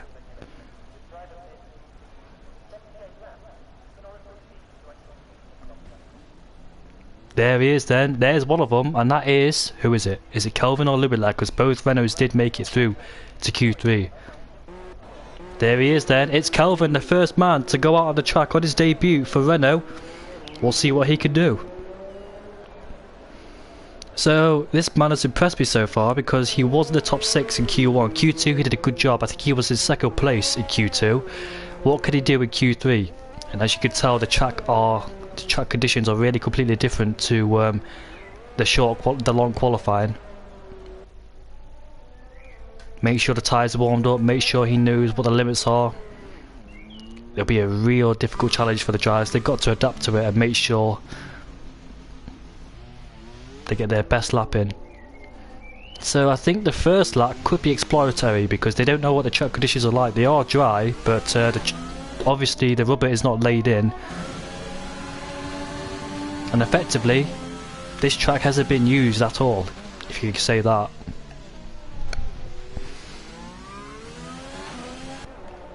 So we've got a few more coming out of the garage for their first flying lap. Duel, Astani and Louis Lad are still stationary in the pit lane. They've got to do 2 laps surely. They can't just do one, Duel and Mark and Louis Lad. Maybe they're just waiting for that track position. But here comes Kelvin then, round the final corner to start his first flying lap then. So let's see what he can do for the next 2 miles. As we head into turn 1 then, Sander Vogt, take all the curb, use the exit, get as close to the wall as you possibly can, but not hitting it. As we come up the hill towards the Casino Square, nice turning from Kelvin. We almost hit the wall through there, and hesitant on the steering through there too. So 80.2 in the first sector from Kelvin. Now coming down just the slower hairpin, one of the slowest corners in all time. Taking it really slow. What is it, about 20 miles per hour, maybe less than that? Now this is difficult for the traction zones here. You can be careful on traction. Coming into the tunnel then, we're going to go into the Nova chicane. This is one of the most difficult parts, but we've got yellow flags down there already. I'm going to see who it is. Maybe that's a Renault. I think that's Louis Lad slowing down to let people through, so no need to panic so far. Oh! Kelvin turned it a bit too early there, and he's lost part of his front wing, so his first lap is ruined, and he will have to come back in the pit lane. And well, I think he'll have 2 more attempts left at it if he does it on the same set of tyres. So into the pits he goes. Bearing in mind, they won't be starting on these tyres because 1 is what long qualifying, and 2 is we're going in the new lobby anyway, so you don't have to worry about tyre wear at all. Next across the line is a Racing Point. I think that's Mark next across the line. No, it's not. It's his teammate. We've got yellow flags down there. Is that a Renault? I think that's Louis Lad. As Ferg makes his way across the line, it's a 9.1 from the Racing Point, and we'll wait for our main competitors to come across the line. Louis Lad is about to start his flying lap, and ISO09 has gone P2 with a 9.2, 1.1 seconds slower. Louis Lad next across the line to start his flying lap, and we're going to go on board with AJ, who's in the pits, one of our main competitors, to take pole position in this qualifying session, as Stanley's almost lost it coming out of this Casino Square. And Massine, as Krishna has gone into P3 with a 9.4, 2 tenths slower than his teammate. Where's Louis Lad? Louis Lad's out there with an 18.3 in the first sector, making his way down into the hairpin. I think there's different ways to take the hairpin. I don't think you have to take it one specific way. Now coming into Portier, careful on traction, get on the throttle, full throttle all the way down into the Norfolk chicane. Brake heavily. You want to get as close to the barrier as you possibly can. You want to ride the curve through there. A bit hot in there, but oh, he lost traction coming out of the Nova chicane and smartly backed out of it. So his lap time is ruined. People are making mistakes in this qualifying session. Steiny has backed out of it. Where's Duval, one of our main competitors for pole position, coming through Portier. Now under the tunnel we go as he makes his way downhill into the Nova chicane. Will he get his braking right? Yes, he will. Turning, yes. What about the exit? Most crucial, yes, he does. It's a nice exit from him as he comes through to back. Make sure you don't hit the wall on the outside, but get as close to it as you possibly can. Coming into the swimming pool section, how is he going to take it? Nice and neat so far from Duval. Coming around Raskas. Now what can he do through the final corner then? 1 more corner to go, and then it's the checkered flag, or the finish line I must say. As he makes his way across the line, can he take pole? Yes, he can with an 8.7. What a lap time. 8.7 from the Frenchman, on pole position by 4 tenths. Where's Harvey Lees? There he is then. Harvey has invalidated his lap time, so he'll have to come back in the pits and put on a brand new set of the soft compound tyres on. So Duval has taken pole position, and Louis Lad's go for a second run on the same set of soft compound tyres. So keep an eye on him then, coming through the slow corners, making our way through Portier now. It's not a difficult corner. Got some yellow flags down at sector 3, but that's a mighty lap time, as it says Ferg's on it already on the out lap. Coming through the Norfolk chicane, he must have came back in very early then. So the Racing Point has crossed the line to start a flying lap, and Ferg has came out the pitch straight away. No messing around is Ferg. He's coming out for a second run as soon as he possibly can. And Louis Lad makes his way around the Raskas. Now through the anti-nose he goes, back on the throttle. And let's see what lap time the Renault driver can set. He comes across the line, he takes P4 with a 9.2. Kelvin, he made a big mistake on his first lap. Almost scrapes the wall coming out of the Casino Square. It's called Massier, isn't it? That's Massenet's before it, but Harvey Lees will have to come back in the pit lane because he hasn't set a lap time yet. And here is AJ then, another competitor for pole position, coming down the Norfolk chicane. I don't know where he invalidated last time or made a mistake somewhere, but he almost had a slight moment coming out of the Norfolk chicane. It's a 51.0 in the middle sector from AJ, coming through Casino Square and now through Raskas. Make sure you don't clip the barrier with your rear tyre. Anthony knows back on the throttle, and let's see what lap time he can set. He makes his way across the line. It's pole position by a tenth. Good lap time from AJ with an 8.6 in the Alfa Romeo. Where's Ferg? 1/10 up in the middle sector. Kelvin's gone pole. It's a 108.6 from Kelvin. What a lap time for the Renault driver on his debut too. So looking good as the Renault driver. And he's ahead of both media runners. Dewell is up into P3, Ferg's in P4, but he's on another lap time. He's 1/10 up in the first sector as we head down the Nova chicane. How will he take it? Nice and easy from Ferg. Make sure don't go too wide, hit the barrier there. And there's a Red Bull who's... I think he made a mistake, or has he? Maybe getting out of the way for his teammate. 2/10 up, but will it be enough to take pole position? Will it be enough to get inside the 8.8 something? Now coming through the final corner through Anthony Nose. Let's see what lap time can Ferg set. Will he be on the front row? What can he do? And it's P4. He managed to get himself in at 8.7. And that'll be it for him because he's invalidated on his second run. Was he going to go for a second run? I'm not quite sure. But Kelvin is on pole position. Our newcomer, as Krishna, has backed out of it. Where is Steiny in the McLaren? Both McLarens have not set a lap time yet. Harvey Lees and Steiny have invalidated it. So have they got one more run? Are they allowed one more run? We'll find out.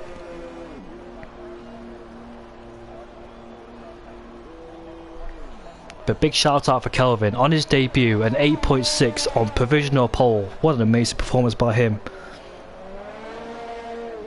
Welcome to the league, Kelvin.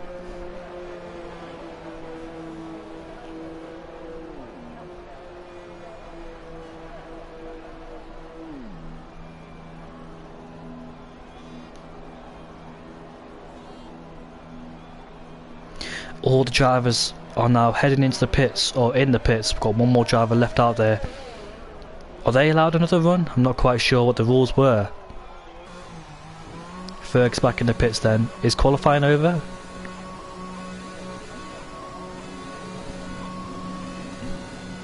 I can hear a car firing up his engine, so it must be over yet, so we've still got more to come. So both Renaults are the first drivers out there, Kelvin and Louis Lad. So there they are then. Louis Lad ahead of Kelvin, so we'll go on board with Louis Lad first. In fact, it's Mark out there first, so we'll go on board with him. See what he can do in the racing point. He did go quickest in Q1.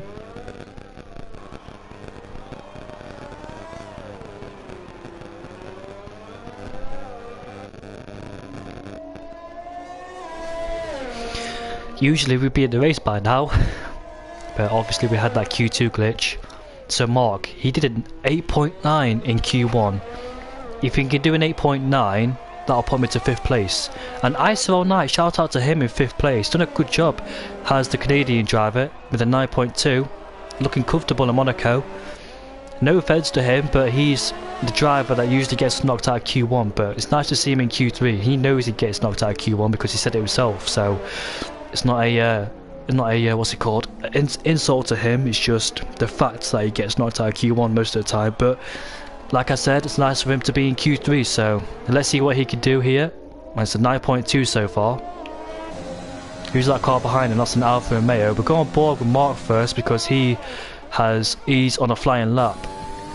So it's an 18.2 and instantly improves by a tenth. So already showing good signs from Mark already. Coming through the hairpin. Another slow speed corner. Very crucial on traction to get it right, because it's very easy to break traction through slow speed corners. We're heading under the tunnel. This should be easy, no problem through here whatsoever. Now coming through Novell chicane. Gonna use all of the curb, but make sure you don't invalidate it as we come through to back. I'm so glad I'm not racing here because I'll probably mess up all the curbs. Through the swimming pool section we go. Look at the speed he took through there.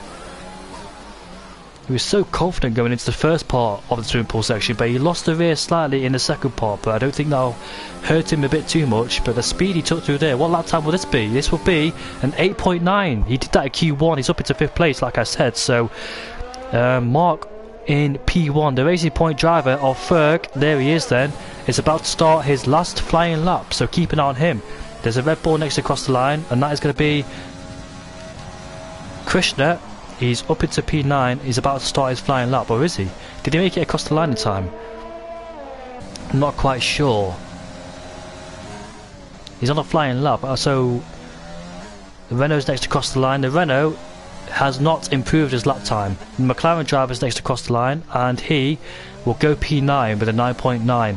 The Red Bull is next to cross the line, and that is Iceron Knight, and he will go P5, takes it back from Mark, and AJ's evaluated it, so he will be praying that he don't get knocked down even more. Where's the Racing Point of Ferg then? Is he coming through the swimming pool chicane? Is that him ahead of us? No, that's Mark ahead of us. Mark needs to get out of the way now, because if he doesn't, he will hold up Dubal's progress as he makes his way towards the last corner.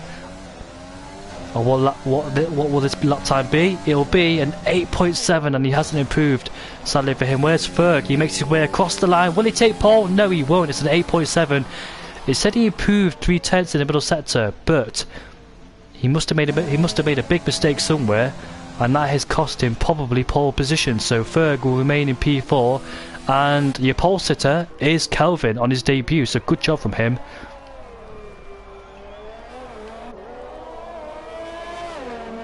His teammate has evaluated it, so he won't make any more progress in Q3, and that'll be it for him. So both McLarens then, 9th and 10th. One of them didn't set a lap time, and the other one struggled on his last attempts. Shout out to Iceron Knight for putting his Rebel in P5, done a fantastic job. What can he do for the race? We'll keep an eye on him. His teammate also made it through to Q3, and that is Krishna, so this should be an interesting race with a mixture of strategies going on in the field.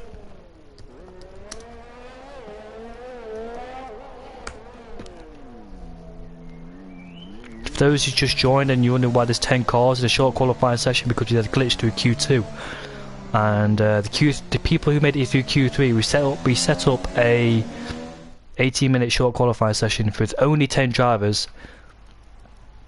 And there it is then, AJ missed out by 600th of a second behind Kelvin. Duwell in P3 ahead of Ferg. Look at that, below a 10th, look at that between the top 4.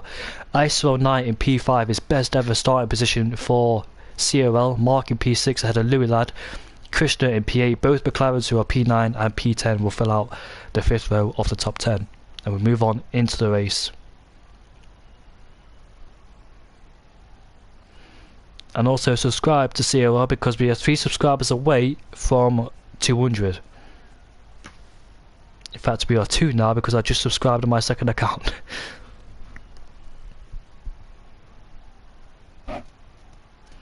If you're watching this, please subscribe to CRL. We are 2 subscribers away from 200. And this is one of the best leagues going.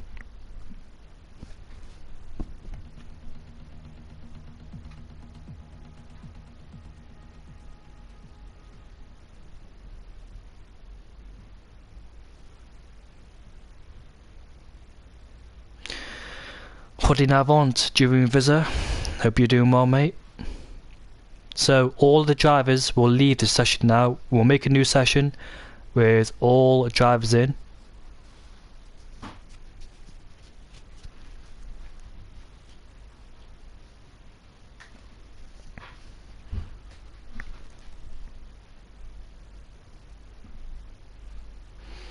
For those who just joined in, why everybody's leaving, because we had a glitch in Q2, and we'll set up a new session with the top 10 in order from 11th down to 20th, and we should be set for the race. Quick thinking from AJ and Nathan there to get it all sorted.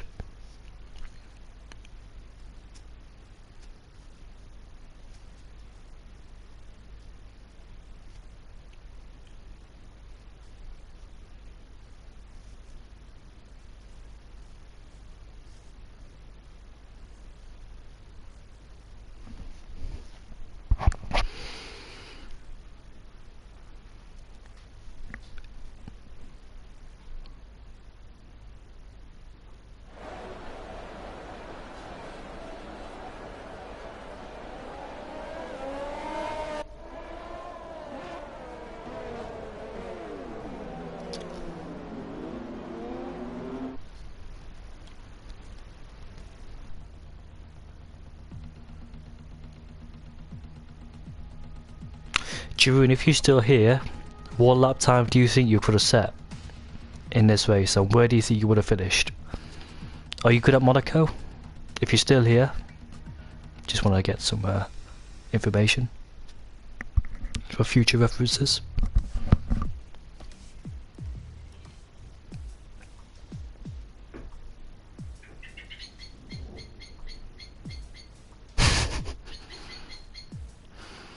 Cohen says 9.5. Is that for you, Cohen? Must be for you.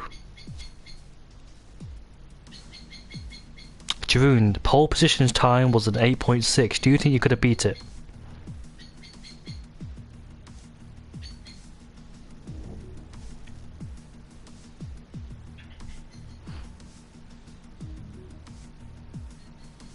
Jeroen's time trial was a 9.5.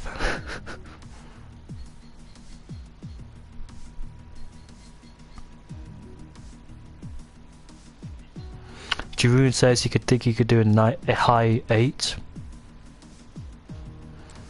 Embarrassingly, my best lap time was probably a 10, if I remember correctly, and that was very embarrassing. So you must all know I don't race here at Monaco. I always boycott it, but obviously I can't do that with commentary.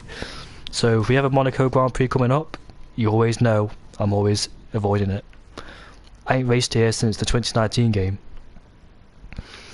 What happened? Lobby restart. So Dragon, in Q2 there was a glitch, and the top 10 drivers who made it through, we set up a short qualifying program, and it was a normal Q3 session. So the top 10 that made it through, we put them in a short qualifying session with only 10 drivers, and the same rules applied.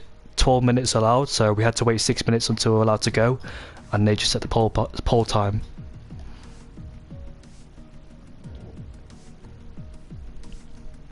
It was quite smart thinking by Nathan. I think I would have thought of that actually. So I think the race will start at 9:30, depending if everybody's here.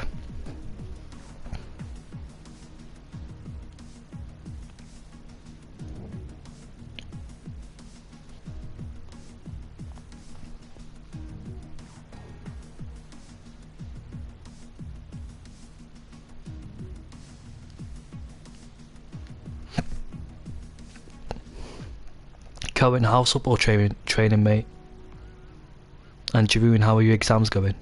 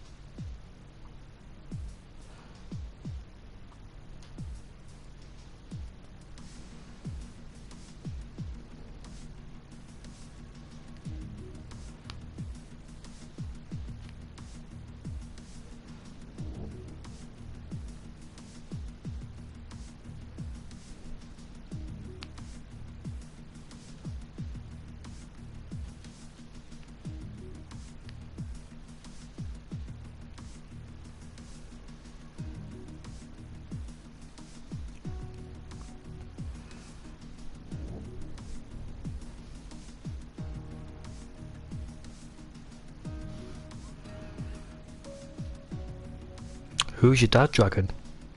Which one's your dad? Who's your dad? Who's the oldest here? Is it Duel? Is that your dad? Or is it Knight? Anyways, good luck to your dad if he's racing.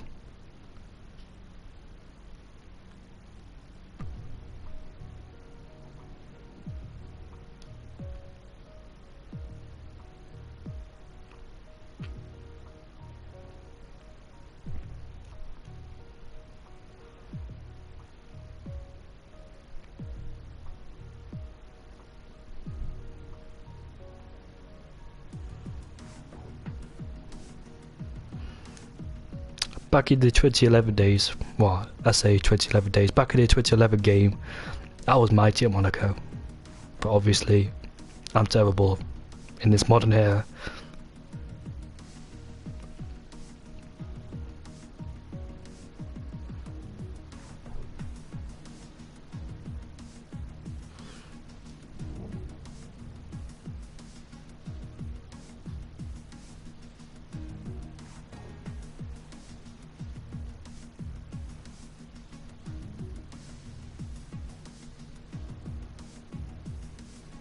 Jeroen Vizzer, if you're still watching, mate, what's your predictions for this race? Who do you think is going to win? Whoever's watching this stream, who do you think is going to win the Monaco Grand Prix? My 4 choices are AJ, Ferg, Duel, or Kelvin. Anybody could win this race, you know, because it's an opportunity. If people choose the right strategy at the right time, if they don't have any front wing damage, and if they have less penalties, you could see a different winner here. But if all goes well, then it could be most likely the top 4.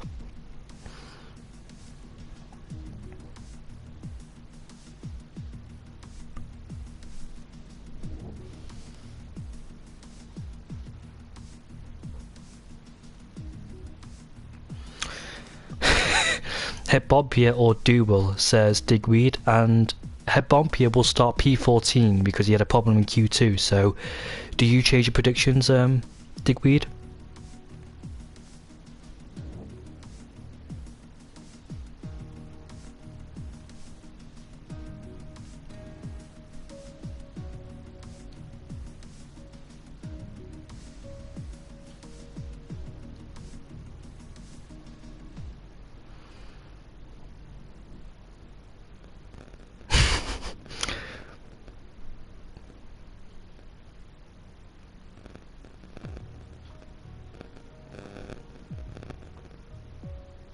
Kelvin isn't racing.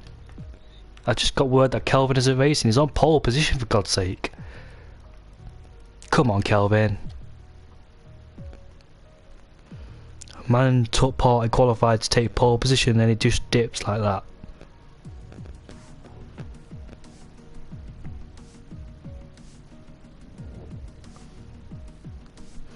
Come on, Kelvin, please race. Are you here? Where are you? Are you here? No, he's not here. Oh, God. So, man took pole position, then just dipped.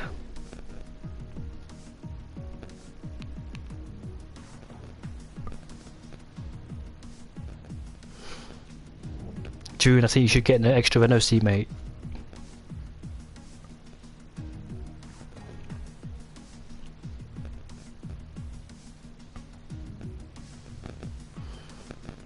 So, I think AJ will take pole position, then it'll be Duel, then Ferg. That should be always interesting. The top 3 on the medium compound tyres for the start of the race. A night race, you say, Cohen? Are you sure?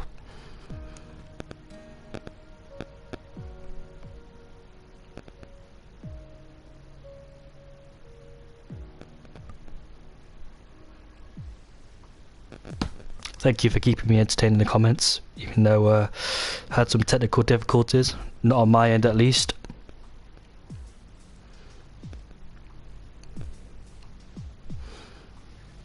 It'll be dark in your country, Cohen, but there's still a bit of daylight, just a tiny bit of daylight in England. I think it's fully dark for you now, Cohen. Obviously you're 1 hour ahead of us, aren't you? It's not fully dark for England yet.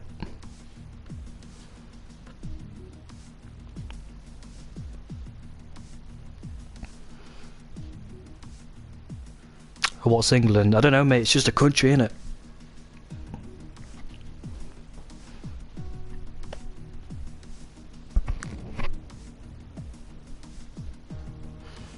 It's not really daytime in England, it's just dark, but not fully dark, if that makes sense.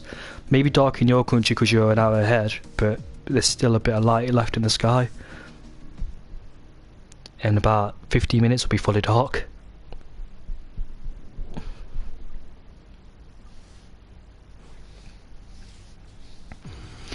I think tier 2 and tier 3 are almost done by now, so hopefully they'll join the stream and watch this Monaco race.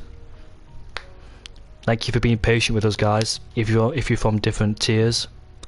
Greg's Game Centre, hi mate.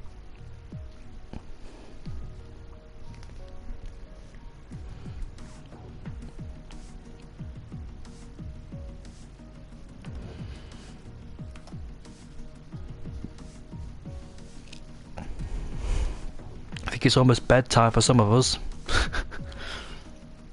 Once this race done, I'm chilling.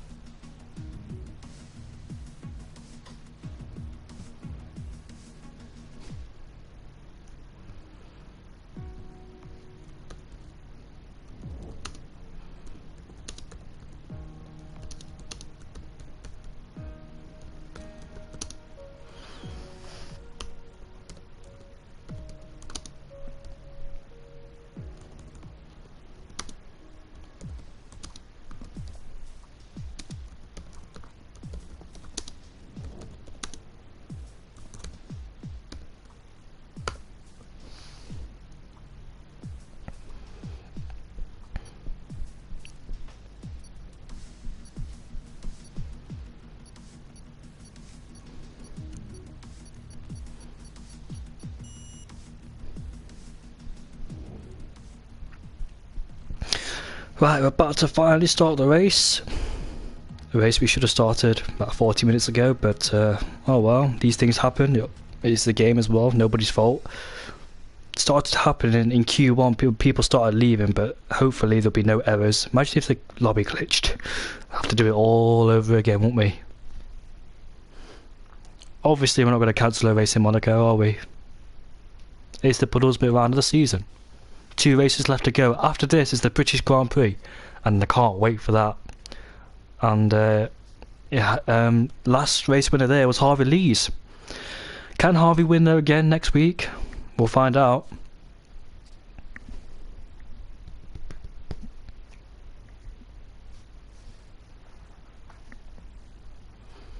First we've got to focus on this week, never mind about talking next week. Everybody, the 20 drivers on the grid will have a brand new set of tyres, because it's a brand new lobby of course, so people in the top 10 will have that luxury too.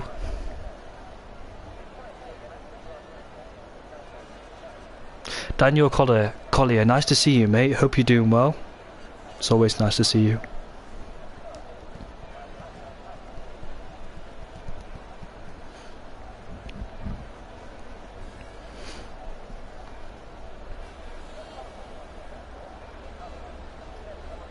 Tier 1 Monaco, do you know if it's fully dry? Yes, I know mate, I get told the weather all the time, so it is fully dry for the race, so the strategy should be a one stop unless there's like safety cars involved in the middle of the race and people do change their strategy, but there will be definitely a safety car, no doubt about it, around this track.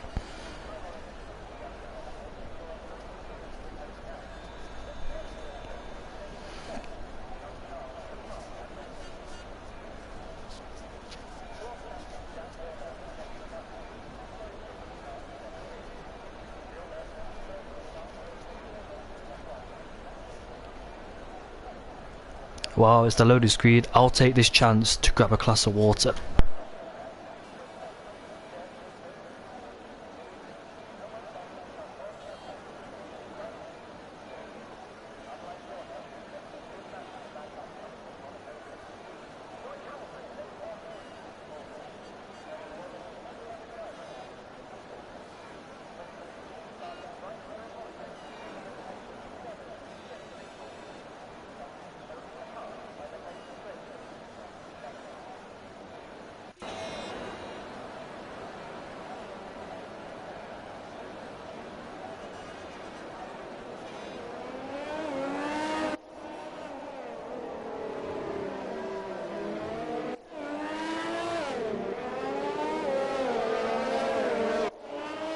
The formation lap then, so the top 3 are on the medium compound tyres, then Knight will start P4th, his best ever starting position in CRL, CRL Mark in P5 ahead of Louis Lad on the softs, so 4th to Knight on the softs, then C Royal Gamer on the medium compound tyres with Cohen in P11 on the mediums. One driver outside the top 10, which is Het Bompier, has opted to go for the soft compound tyres. We'll see how that strategy plans out in the future, but from where he's starting, and it's a difficult track to overtake, will that be a good idea? Who knows? Danny Boy P14, CRO Nathan P15, Indian Jesus P16, Carl Cohen in P17, Foul Fury in P18, and Cartboy we started last in P19. So that's the grid set then. We'll be waiting for them to arrive at the grid for the race start for this Monaco Grand Prix in round 14.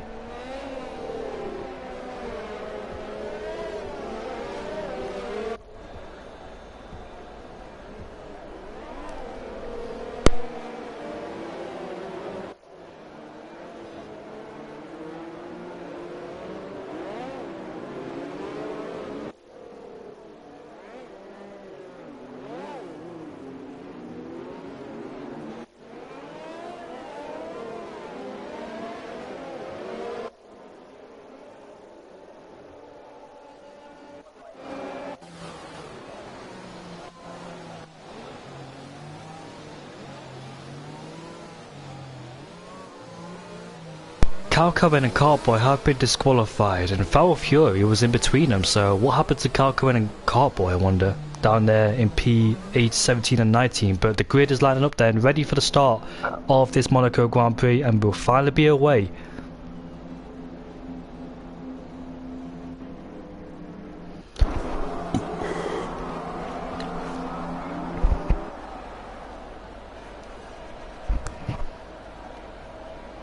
We are underway for round 14 of the Monaco Grand Prix, and I believe AJ's got a better start. Look at Mark, he's got a lightning start with the soft compound tyres, and I believe he's moved himself up. But AJ, Duval goes around the outside into turn 1. They go side by side, coming up the hill, and AJ takes first back away from Duval. So Duval had good momentum to go around the outside, and Mark has got himself into P4, and ISO Knight has dropped back. He's dropped behind his teammate who was in P4. So Knight's had a terrible start, and Louis Dad's gone deep into that corner. Harvey Lee's just hit the back of Knight 2, and we're going to this very, very slow corner, and there's yellow flags at the back, and I wonder, the safety car has been deployed.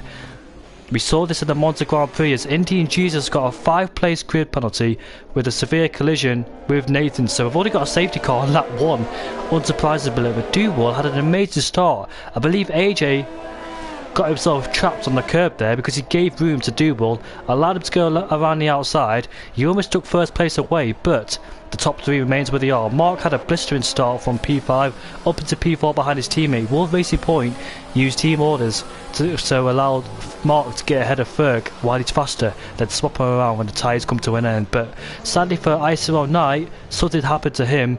He's down in P7 from P4, so he's dropped back 3 positions, and his teammate's gone through to 6th place. So we'll look at the lost and gained, shall we? If I can find it, of course. Knowing me, I probably can't. There we go then. So the top 3 remained where they are. Mark has gained 1, Louis Ladd's gained 1, Krishna's gained 1, ISO Knight's lost 3, Harvey Lee's has got a penalty, so both McLarens have got penalties, and they've not gained any positions or lost any. ISO Cohen gained 1, Sea Royal Gamers lost 1, Danny Boy's gained 2, Strauss lost 1, Indian Jesus gained 2, Cartboy has gained 4, and Easy Pitters, Head Bompier, Carl Cohen, and both Mercedes are in the pits. Right, so I wonder what's happened to them then. I did see Nathan hit the back of somebody, unintentionally of course, but that is a very slow corner, and the safety car has already been deployed. This would be good for the soft runners because they can extend their stint while the safety car is out, so there's an easy one stop for the soft runners. They can extend their stint even more to the mediums because the strategy is a one stop. It's either soft to medium or soft to hards, but with the safety car coming out, it will allow them to extend the stint and go on to the medium compound tyres, so it's really benefited them. And Head Bompier, Carl Cohen, Nathan and Val Fury have already made their pit stops on the hard compound tyres. I believe you can take the hards at the end.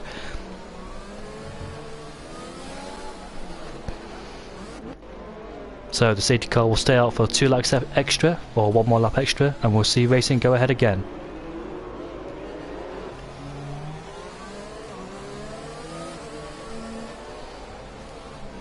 So Duval then fancied a chance to go around the outside into turn 1, but AJ had the momentum, and they didn't go side by side up the hill because obviously there'll be contact with this tight circuit, so I think Duval had to back out of that one, otherwise those two would have came to contact, and not ideal going through there side by side. We've seen what happened before going side by side. I think I remember in a race in reality in a Formula 1 that 2 people went side by side and end well, did it? So Duval fancied to move around the outside. He could have took first, but AJ had better exit and better momentum coming up the hill.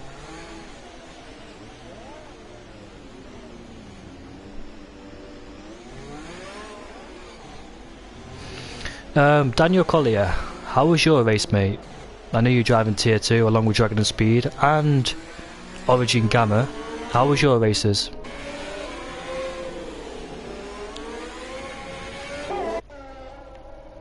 And Origin Gamma, I appreciate the nice comment, mate. Thank you very much.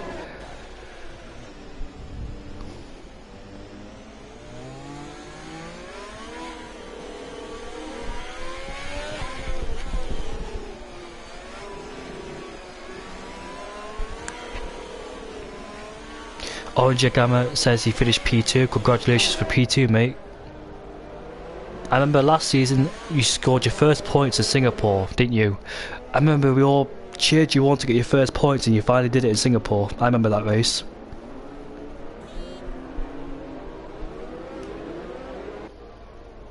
So the safety car then will possibly come in towards the end of this lap, and then AJ will lead them away ahead of Duval. Also help the medium runners extend their stint. Is it mediums to hard or mediums to soft? But I wonder. Mark down there in P4 on the soft compound tyres. I wonder, will Ferg let him go and allow him to attack AJ and Duel? Then when the soft tyres start to fade out just a little bit, they'll swap positions. Both racing points in P3 and P4 on different strategies. One's on the faster tyres at the moment at least. Hello Scott, nice to see you here mate. Most of the tier 2 boys are coming in because I believe the race has just ended. You're probably wondering why are we on lap 4? That's because we had a glitch in Q2 and we had to restart again. It took a lot of time, but finally we are racing.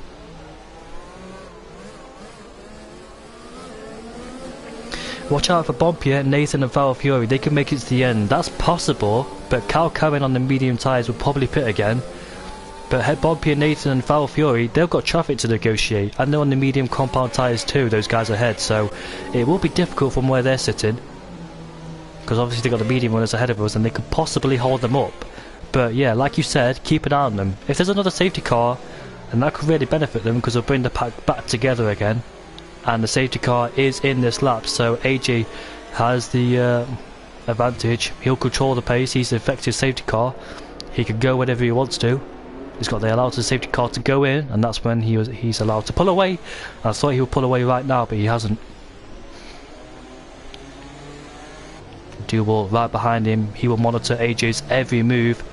Not going right now, and away he goes then. And look at Mark, he's got a good restart, but I think he's just backed out because possibly resorted to illegal overtake, so he could have gone down into turn 1, but down the inside goes Krishna. Almost made a move on Louis Ladd, but couldn't quite make the corner stick, and Danny Boy tries to go around the outside of C Royal Gamer. So back up there then, Mark is all over the back of his teammate along with Louis Ladd. There with the soft compound tyres will have more grip compared to those 3 ahead of him, so they'll be on the back of him for quite a few time on, and when it comes later in the race, those tyres will start to fade out and they'll drop back towards those medium runners. So all nice and quiet so far, making their way into the hairpin. No moves being made down here, and Cartboy almost hit the back of Indy and Jesus. What happened to those guys behind? There's Foul Fury and Cal Cohen. Back on board with the lead then. Ferg is a few tenths behind Duel as we make our way into the New chicane. It's nice and clean so far from the guys behind.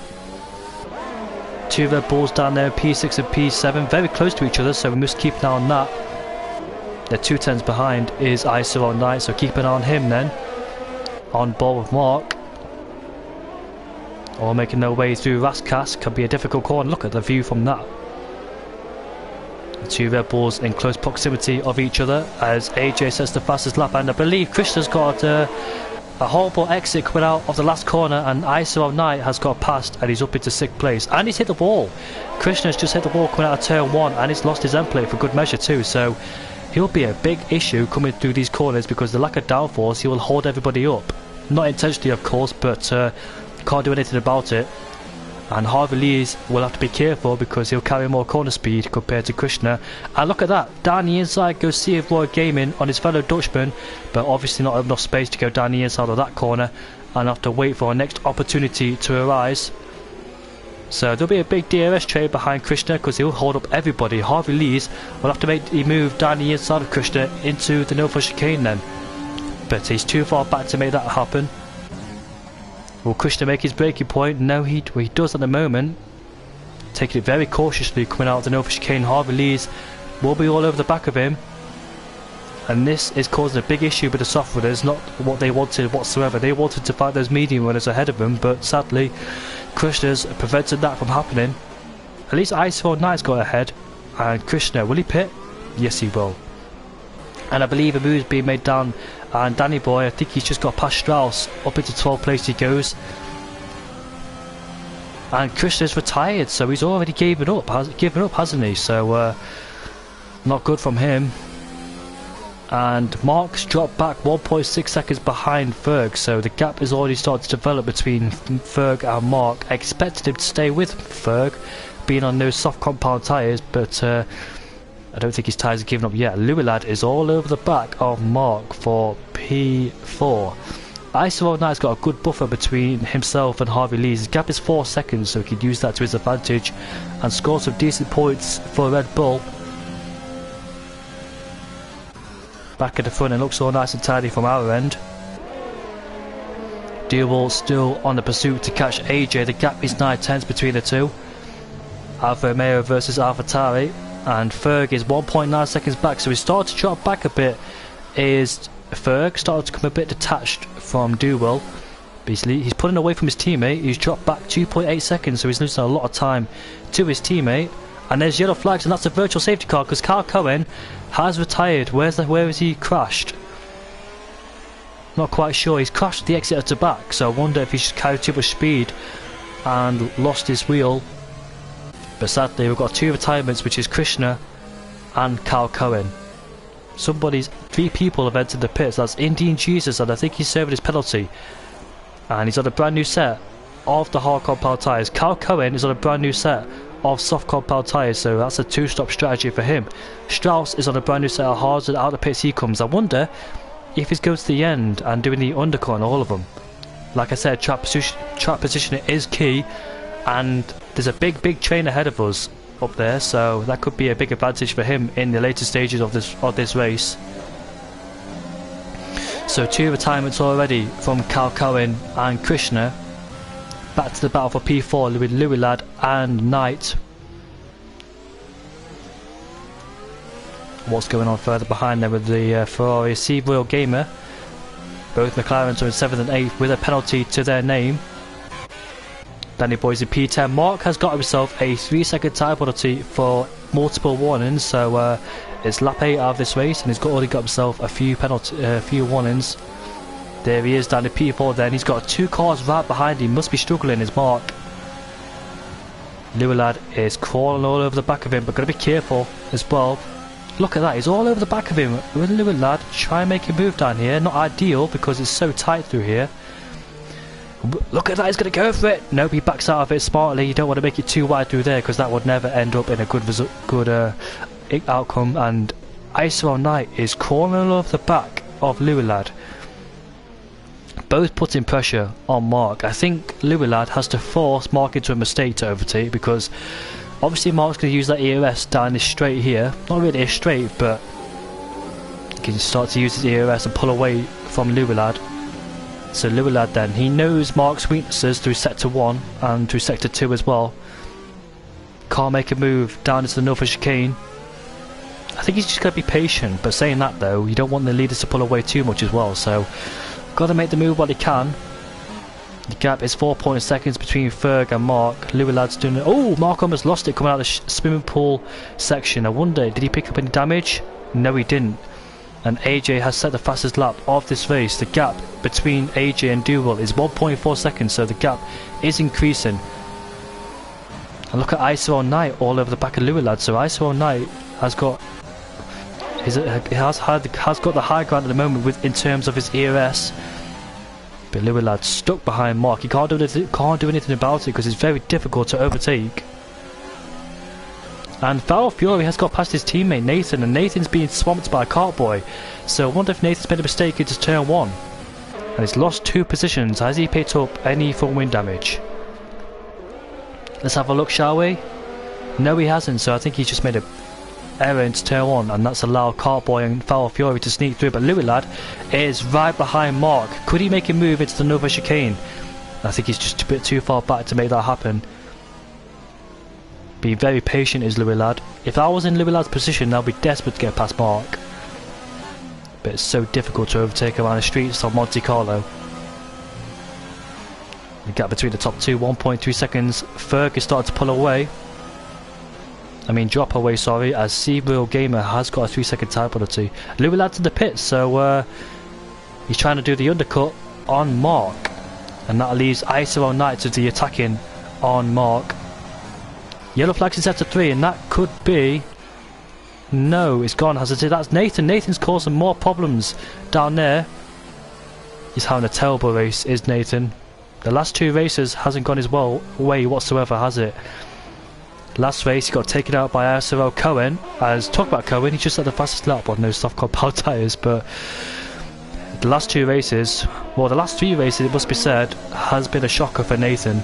Second place man in the championship, and that could be likely that he'll drop down to third because AJ is in third in the championship and could find himself second in the championship after this race if he does win this race. Do feel sorry for Nathan though.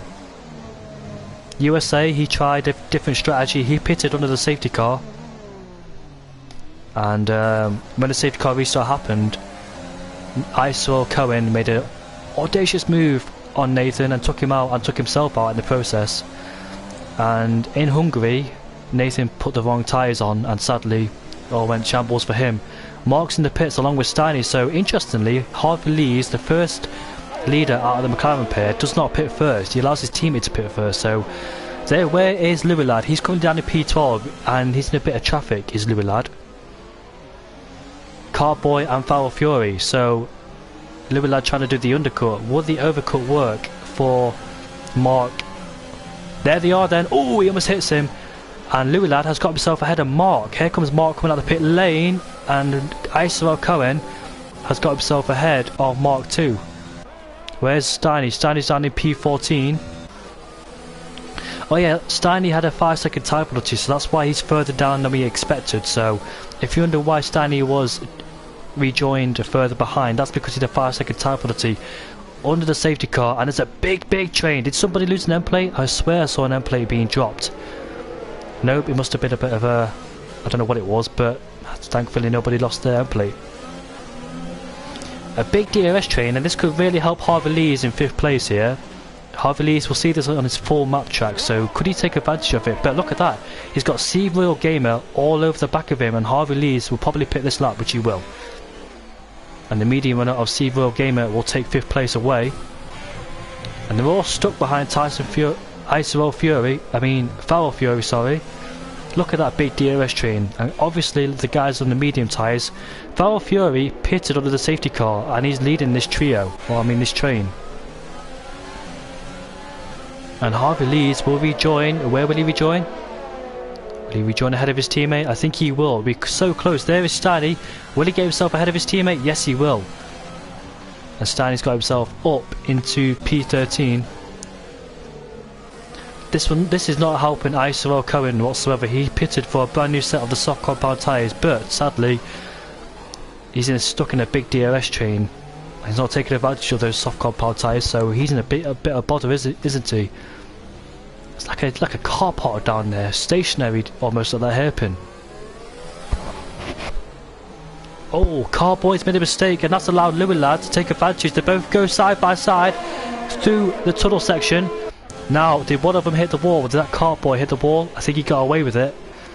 And Louis Lad has got himself up into 8th place ahead of Carboy, so that will release him to catch Foul Fury. And both McLarens have swapped positions. Harvey Lees is in P13 ahead of his teammate, so I believe those two are working together because they're on different strategies, of course. Isol Knight, let's talk about him. He's currently down in P4, and is he doing soft to medium? The guys are doing soft to hard down there, except Mark is doing soft to medium. Louis Lad's doing soft to hard. Harvey Lees is doing soft to medium. So I bet Knight's looking at his minimap and seeing Foul Fury holding everybody up. So I wonder if he's taking advantage of that. And once Louis Lad overtakes Foul Fury, that's when Knight will pit. So I think Knight is keeping an eye on that traffic down in P7, and Louis Lad is all over the back, literally, of Foul Fury. He can be very patient, but at the same time wants to get past as quick as he can from Foul Fury. Same with Mark down in P10, P11, because he's on the medium compound tyres. He needs to take action right now, does Mark. And he must be frustrated knowing he can't get past. It's lap 15 out of 39. And C Royal Gaming has pitted, interestingly, before Knight. So Knight hasn't pitted, despite being on... Oh, it's Knight, sorry. Yeah, Knight's pitted. Knight's on a brand new set of the medium compound tyres. Where will he rejoin? Keep a look on your full map, folks, as Louis Lad's hit the back of Foul Fury. Will Knight get ahead of this traffic? Here he is then. And guess what? He's done the overcut, has he? Yes, he has. Knight has got himself into some beautiful clear air on the medium compound tyres, and in P6. That must be frustrating for Louis Lad to see. And plus Louis Lad's on the hard compound tyres, so what a strategy from Knight. Here comes Mark underneath. Oh, Carboy's hit the wall. And I wonder if he's lost an end plate. No, he hasn't escaped from that one, so he was very lucky there. But there was not enough space for two cars to go through, sadly for them. But at least they didn't get any damage. And Louis Lad is still stuck behind Foul Fury. This must be absolutely frustrating for the Englishman to be stuck behind the Irishman. Nothing he can do at the moment other than just force a move on him. So Dragon says AJ needs to outscore third by 21 points and Nathan needs to outscore third by 36 points to take the fight to Silverstone. Thank you for that, Dragon. Wow, where's Cartboy? He's dropped further back. He's under pressure from Strauss and the two McLaren boys behind, but Foul Fury is holding up this train. The gap out in front is 8 tenths between Duel and AJ, and here comes Louis Lad. We'll go around the outside into turn 1. Oh, Foul Fury! It's sent into a half spin, but he saves the car, and now Mark is left to overtake Foul Fury. I think Louis Lad had to make that move. He couldn't afford to stay behind Foul Fury for too long, because the medium runners like Steve Boyle Gaming will probably take advantage of that too, so he couldn't afford to stay behind him for too long. He had to make the move. Once he was committed, and there's no way he was going to back down from that one. And look at that, he's already pulled away a 2.1 second gap ahead of Foul Fury, so that shows you how much pace Louis Lad has got in the bag compared to Foul Fury. And Mark, he's on the medium compound tyres. He desperately needs to get past Foul Fury as quick as he possibly can, and he doesn't make the move into the Novo chicane. And Cartboy is holding up this trio behind him: Strauss, Harvey Lees and Steiny. Meanwhile, Mark on the medium compound tyres. His fight is between himself and Louis Lad and Knight, but he's stuck behind Foul Fury, so he needs to do what Louis Lad did and overtake him down the straight if he can. Get a better exit than him. They're both on the same EOS roughly. And Mark is going to go around the outside. Can he make the move stick? He hits the wall. And yes, he makes the move stick, but did he get away unscathed? Yes, he did. So he moves himself up into P8 ahead of Foul Fury, and he escaped with no front wing damage. So that's really crucial for him. Now he's got to close the gap down to Louis Lad because they're both on different tyres. Louis Lad's on the hards and Mark's on the mediums. What about Cartboy? He's still holding up those guys behind him. That's Strauss, Harvey Lees and Steiny they're holding up. So Louis Lad and Mark have finally been released from Foul Fury. The Irishman did what he could do best and hold up those guys. Oh, down the inside goes Harvey Lees, and there's contact being made, and there's yellow flags. And then further up there's yellow flags somewhere else, I believe, as Cartboy's hit the wall. But Harvey Lees, has he got any damage, I wonder? No, he hasn't. He's got away unscathed. He tried to move down the inside of Strauss, but he couldn't quite make it work out. And Pepijn Strauss did pick up a 5-second time penalty for corner cutting. Obviously not his fault, but I think he'll get that removed. They're still stuck behind Cartboy, nothing they can do about it. What about the top two? So AJ 8 tenths ahead of Duel. I think it's safe to say that Ferg will definitely finish in third place because sadly he hasn't got the pace. What's happened to him? I don't know if you just noticed, but he's putting his left finger over the brake, so somebody needs to tell him that he's putting his finger over the left brake.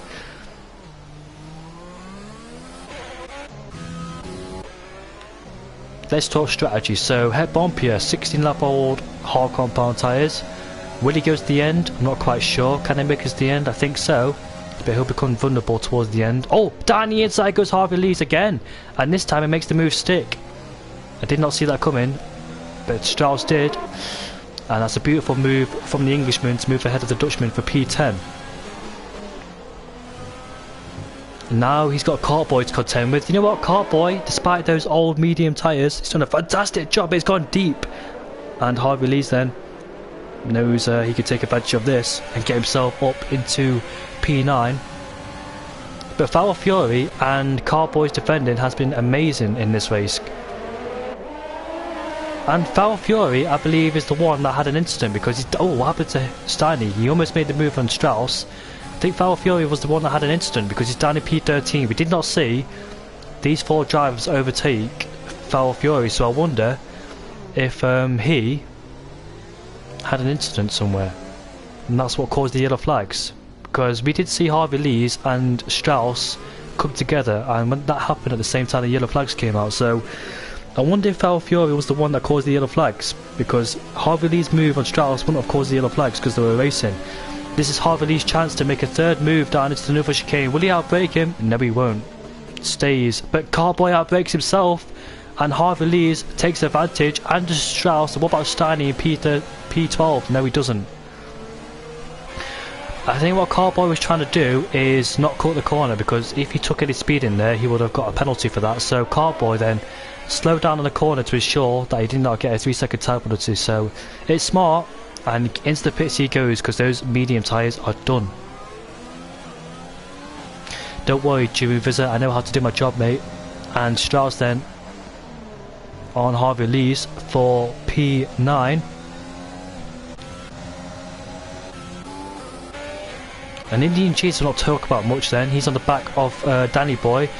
Oh, I thought he was going to make a move down there. And they both make contact again. And they're going to go side by side now. And Indian Jesus has got himself ahead of Danny Boy. So I've seen 2 people make that exact same move into that chicane, not chicane, into the swimming pool section, casino section, sorry. Cohen pitted 5 laps ago and is on the medium compound tyres, so his strategy has not worked. Soft, medium, sadly for him. So on to the top 2 then, AJ and Duel. Lap 21 out of 39. The gap behind him is 14.3 seconds between himself and Ferg. Steve Royal Game is down to P4. Let's talk about him because he's done a fantastic job with his pace. Currently down to P4, doing a solid job for Ferrari. But Duel is ever closing in on AJ. Which one of them will pit first? There's 17 laps to go. Can the softs make it 17 laps? I'm not quite sure. If they pitted, they'll go on the hard compound tyres, but I think they'll extend their stint to go on the soft compound tyres. So we'll find out what happens soon. But Duel then, will he do the undercut on AJ? We'll take it as long as they can, but make sure they've got to keep an eye on each other. Ferg down there in P3 on his own. I think he'll have to just settle for P3 and take it on the chin. We know he's quick at the British Grand Prix, so big opportunities for him. So who hasn't pitted in this race? We know the top 4 hasn't pitted.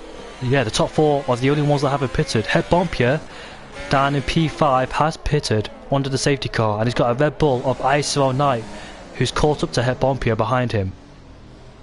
So if Duel was to pit now, he'd rejoin behind Steve Royal Gamer. No, I think the pit lane loss is about 18 seconds, so he'd rejoin a solid P3, but he'll be right behind Ferg. So I think Ferg will be pitting the same time around these 2. If Steve Royal Gamer pitted, he'd rejoin in P6 and he'll be on the soft compound tyres. So P4 is up for grabs for Steve Royal Gamer because Het Bompier will be on the old hard compound tyres, and ICRL Knight, well, his tyres won't be old, but he'll be stuck behind Het Bompier if he can't get past him. Yeah, Orange and Gamma says the undercut is good around here. May want to ensure they clear Royal Gamer first before they decide to pit. So the Royal Gamer 23 seconds behind us. Knight's got past Het Bompier. No, he hasn't. Knight's got a 3-second time penalty, so I wonder if he outbroke himself. And Het Bompier's got a 5-second time penalty. I wonder if those 2 claim into contact. And they have, because look at his front wing. Look at the state of that front wing. So Knight has probably he stays out there, does Het Bompier. This could end very badly because if they go side by side, Het Bompier won't have any downforce to protect themselves. They go side by side and Knight goes around the outside and somebody's crashed through the Nova chicane, and that's a Williams of ICRL Cohen. But I'm so glad that they kept it clean, did ICRL Knight and Het Bompier, because that could have ended miserably. So there's no need to focus on head bump here now because he's out the equation for the pit stop attempts. So Steve Royal Gamer then will have to focus on Ice Knight, who outbreaks himself and he almost hits the barrier. Don't do a Kimi Räikkönen in 2014. Cohen's retired. Is that in the pit lane? Is it in the pit lane? I think it is. Yeah, it's in the pit lane, so there's no safety car.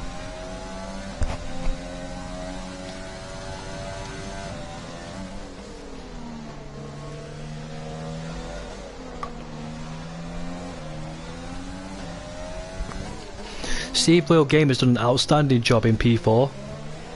And I think the top two, if they do pit, they'll definitely get ahead of Steve Royal Gamer, because the pit lane loss is about 20 seconds and Royal Gamer's 24 seconds behind, so it's Ferg they have to worry about down in P3.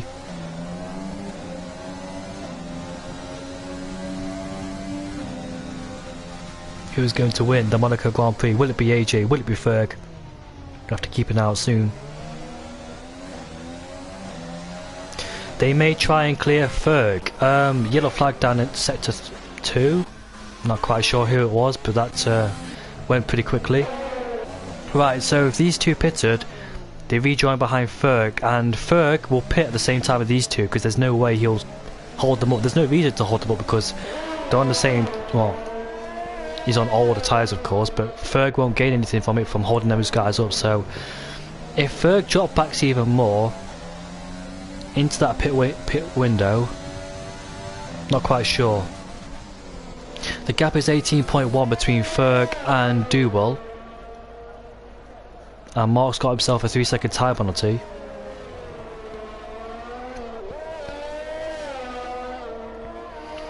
So we've only had one safety car in this race as Duwell gets ever closer to AJ.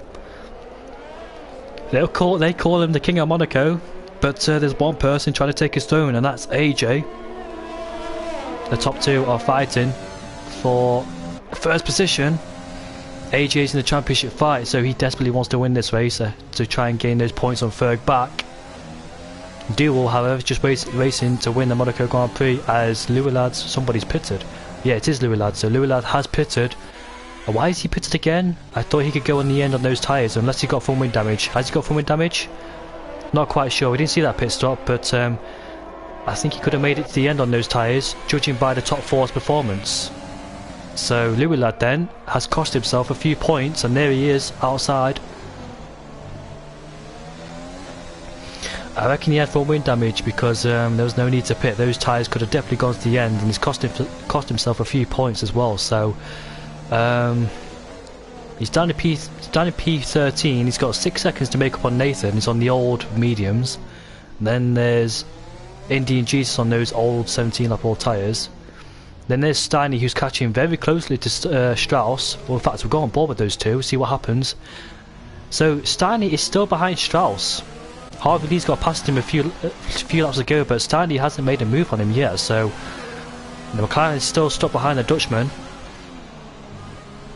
trying to make a move on him, but he just can't quite make it.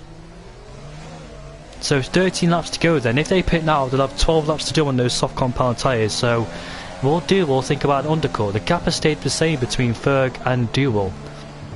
Is Duwell worried about Ferg holding him up? Is AJ worried about Ferg holding him up? We'll find out, but Duwell goes a bit deep into Raskas, and into the pits comes Duwell. He pulls the trigger first.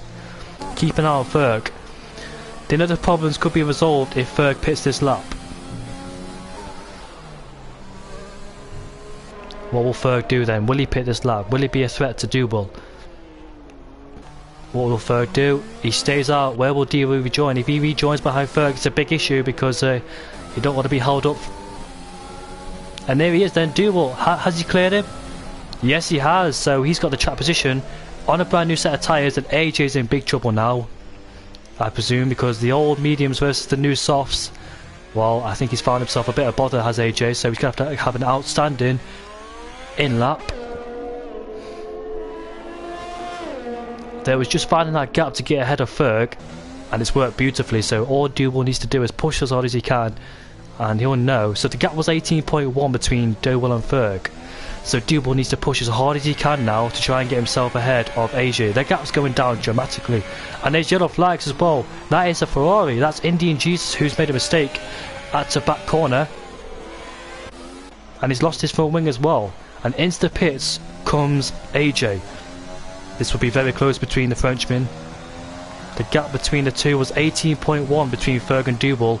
This gap is the same between AJ and Duval, 18.1. The difference is Indian Jesus has retired, but the difference is that he is on a brand new set of softs and could push ever more.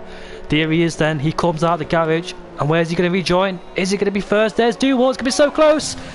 And Duval's got himself into first place. Can AJ take it back? No, he can't. And Duval takes the lead of this race. This will be a sprint race towards the end between these two. Duval versus AJ and C Royal Gamer, the only driver that's not pitted yet. Those tyres, look at this, look at the state of those tyres. They must be dead. So Ferg then rejoins in 5th place on a brand new set of the soft compound tyres. That's the Mercedes. That's not going to threaten him because it's a lap down. And ISO Knight in P4, so he's definitely going to have to fight Knight, but be easy because it's on the soft compound tyres. But C Royal Gamer needs to consider pitting because those tyres are coming to the end of their life. Right then, so AJ then, crucial fight for the championship. He needs to finish in 1st place. It was all about claiming Ferg. Duval saw the gap, he took it, rejoined in 2nd place ahead of Ferg, and he managed to undercut him, so good job from Duval. Danny Boy has got himself past Cartboy for P13.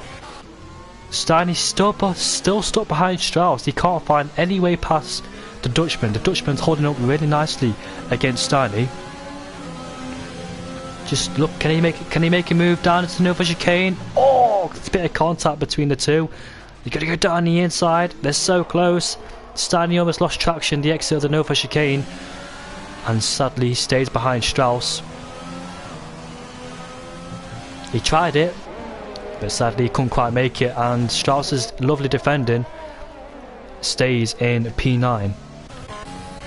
Look at that. So Mark has caught Steve Royal Gamer, and that's Ferg, sorry. Where's Knight? Knight's pitted, does he? No, he's in P3, sorry.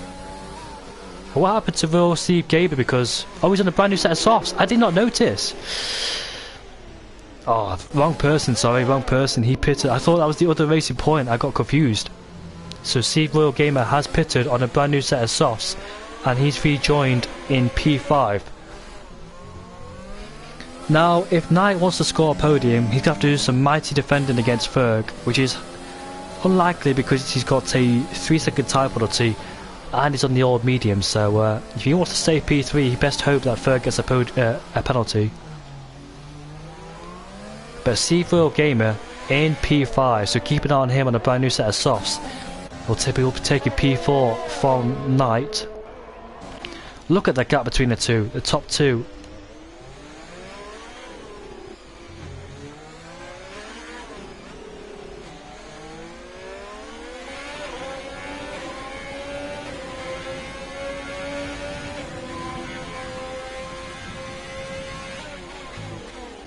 It could be quite difficult for AJ to overtake Duval. The EOS is literally the same between those two, so it will be difficult. But what about the battle between Knight and Ferg? Ferg, he knows he doesn't need to take any risks. He's in a championship fight. He doesn't need to fight with Knight so hard. If he does, if he fights hard, if he loses an end plate and pits, then that's a big problem because he rejoined down where? Outside the top 10, just ahead of Nathan. So he knows he doesn't need to take any risks. And that's a Mercedes who's just spun, and that is... Who's that? Where is he? I just saw him there a few moments ago.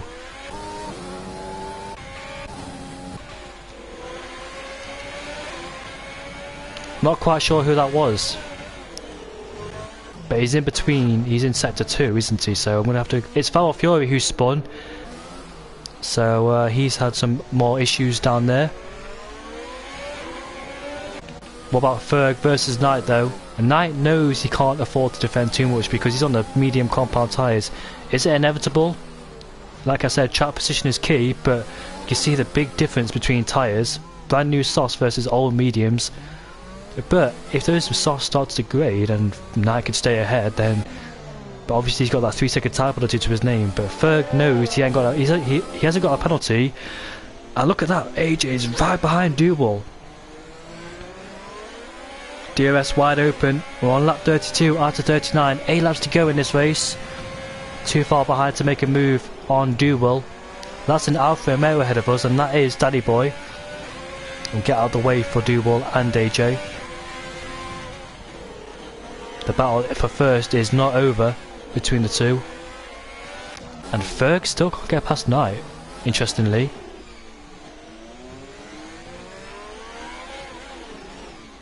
And Steiny is still putting pressure on Strauss. Strauss is doing a fantastic job down in P9 to defend from the McLaren driver.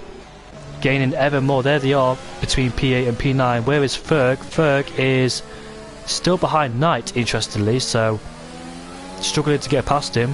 And he's got the lack of ERS to do so as well. And AJ has picked up a 3-second time penalty. And that's not exactly what he wanted, is it? AJ's chances of winning this race are becoming slimmer and slimmer.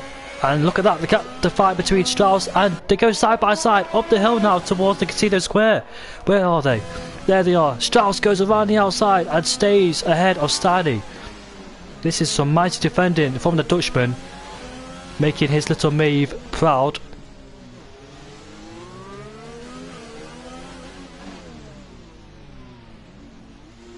I think Ferg wins if top 4. What do you mean by that, Panda? Because Ferg's 25 seconds behind first place. And this yellow flag is a Mercedes stationary down at the hairpin. That is Nathan. I wonder what's happened to him. You know what? Strauss is doing a mighty job to stay in P9. There they are then for P9 and P10. His little Maeve and his wife are cheering him on.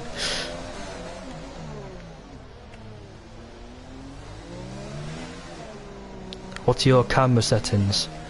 I'll show you towards the end of the race, my friend. Ferg still can't get past Knight for P3. Bearing in mind, if Ferg does get a penalty, then he'll have to make the move on track. And Knight's doing a fantastic job to defend, isn't he? Nathan's in the pits. The gap between the top 2 are 3/10, so keep an eye on them. And what's happening between Strauss and Steiny? There they are, so close in the hairpin. Yeah, the race has gone terrible for Nathan, sadly. Nathan, P2 in the championship, is most likely to be in P3 towards the end of it because AJ will overtake his brother in the standings. His run of luck has come to an end ever since 2 races ago, has Nathan. France didn't go his way in qualifying. Hungary, he went on the wrong tyres. USA, he got taken out by Cohen. Sorry Cohen if you're watching, but you're taking out one of the championship contenders, mate. And in Monaco, as you could clearly tell, not his track. Ferg is still stuck behind Knight. And Steiny has made an error into the last corner. Look at that, they're so close between each other. AJ versus Duval. Nathan is P2 currently in the championship standings. If he's not, then I think he's P3. Maybe, I'm not quite sure. I've not looked at the championship standings since 2 races ago. I could be wrong. There's Ferg, still stuck behind Knight. Looks like he's struggling a bit, is Ferg. Hopefully he hasn't got any front wing damage or anything, but Steiny then, looks like the fight between those two could be over because Steiny's dropped out of a second with Strauss. So close, isn't it? So, are you saying, let's pretend this race hasn't happened, are you saying Nathan's P3 currently, or Nathan's P3 now? Let me go check.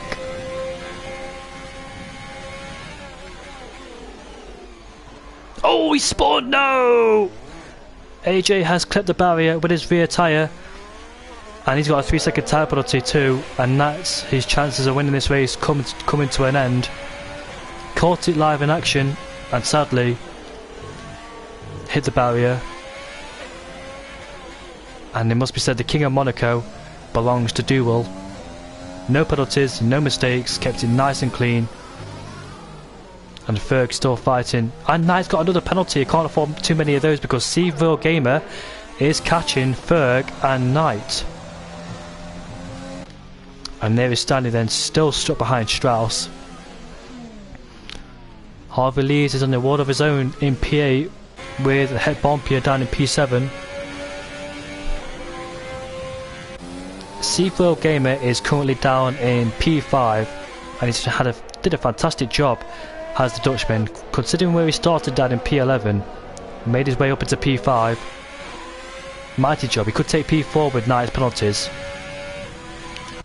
Such a shame for AJ. Took pole position, well he didn't, because pole position belonged to somebody that's not in the race for some reason.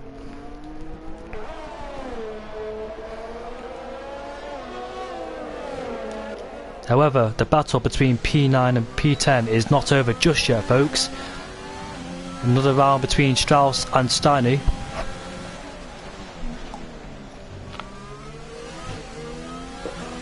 Yeah, Orange and Gamma, I agree with you there.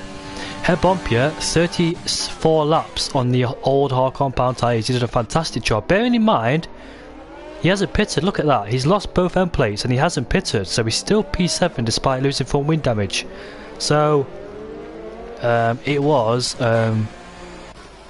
Kelvin who got pole position, but for some reason he decided not to race.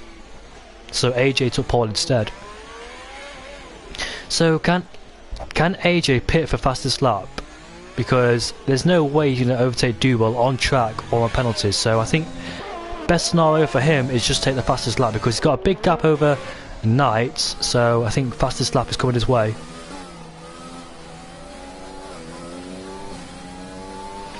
It wasn't AJ who took pole position, it was Kelvin. But for some reason Kelvin decided not to race. And there they are then for Stanley versus Strauss yet again, and Stanley's a bit too far back to make a move on him.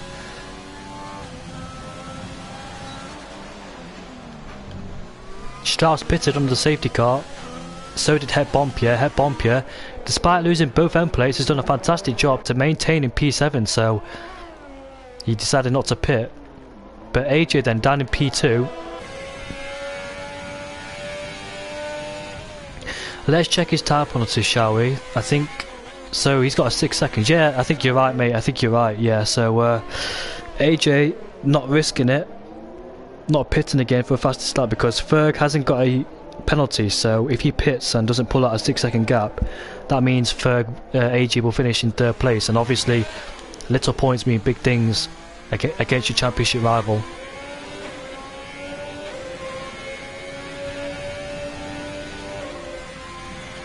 I want to see the gap between P10. Let me go back down there.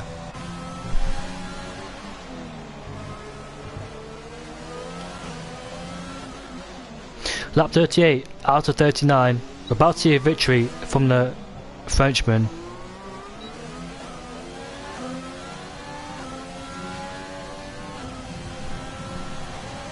Still can't make a move down into the first corner. And there's what happened to Harvey Lees. Because he was pulling away nicely from Strauss and now he's in danger. What's happened to him? Did he make a mistake somewhere?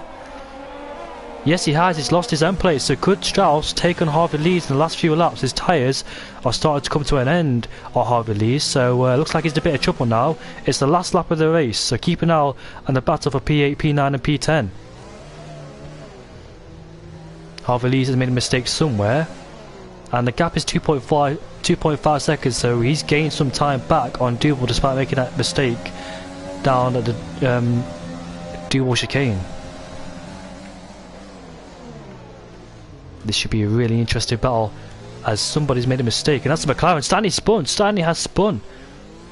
Is that your race leader coming through? That is your race leader coming through, so we'll go on board with him.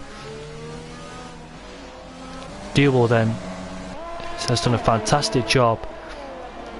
He scored podiums in the last two races. He's finally found his rhythm again. Comes round Rascasse. Now to the final corner. And the Frenchman, like Olivier Panis in 1996, will win the Monaco Grand Prix ahead of AJ, who caught up by 9 tenths. Look at Ferg, he's under pressure from CRL Gaming behind, so ISO Knight's done a fantastic job to maintain in P3.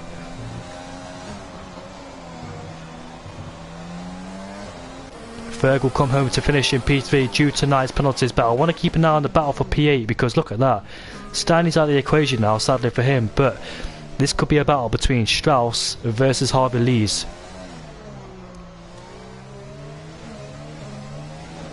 It could be over, but if Harvey Lees makes a mistake into this corner, Strauss will take advantage. Here he is then, down to the Nova chicane. Oh, makes a mistake though, but thankfully did not hit the wall. And here is Mark then coming around the penultimate corner. Sliding around on those medium tyres. Now to the final corner he goes. He'll come home to finish in 6th place. Hey, Bompierre, look at that. Fantastic job. Despite those despite that full wind damage, we'll finish in P7. Harvey Lees, will he hold off? Not quite sure who finished, but look at the fuel load. He looks like he ran out of fuel towards the line. He finishes in 8th place, so he takes 8th away from Harvey Lees.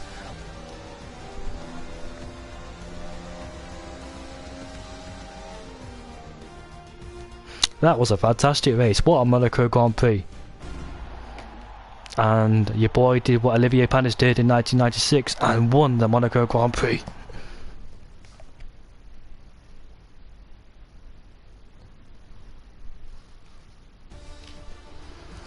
So here's your classifications then. Duel in P1 ahead of AJ Ferg in P3. CRL Gaming in P4. What a fantastic drive from the Dutchman in P4. Started in 10th place. Don't discount him. ISO Knight finished in P5. His first, not his first points, but his first top 10 appearance. Well done to him. Mark in P6. Head Bompierre, despite that front wind damage, finishes in P7. Strauss in P8. Harvey Lees in P9, Steiny in P10, Louis Ladd in P11, Cartboy P12, Nathan P14, Danny Boy P14, Val Fiore P15, and your retirements are Indian Jesus, Cohen, Carl Cohen, and Krishna. Both Williams will not be scoring points, sadly for them. Both Cohens retired. And I will invite them to the podium.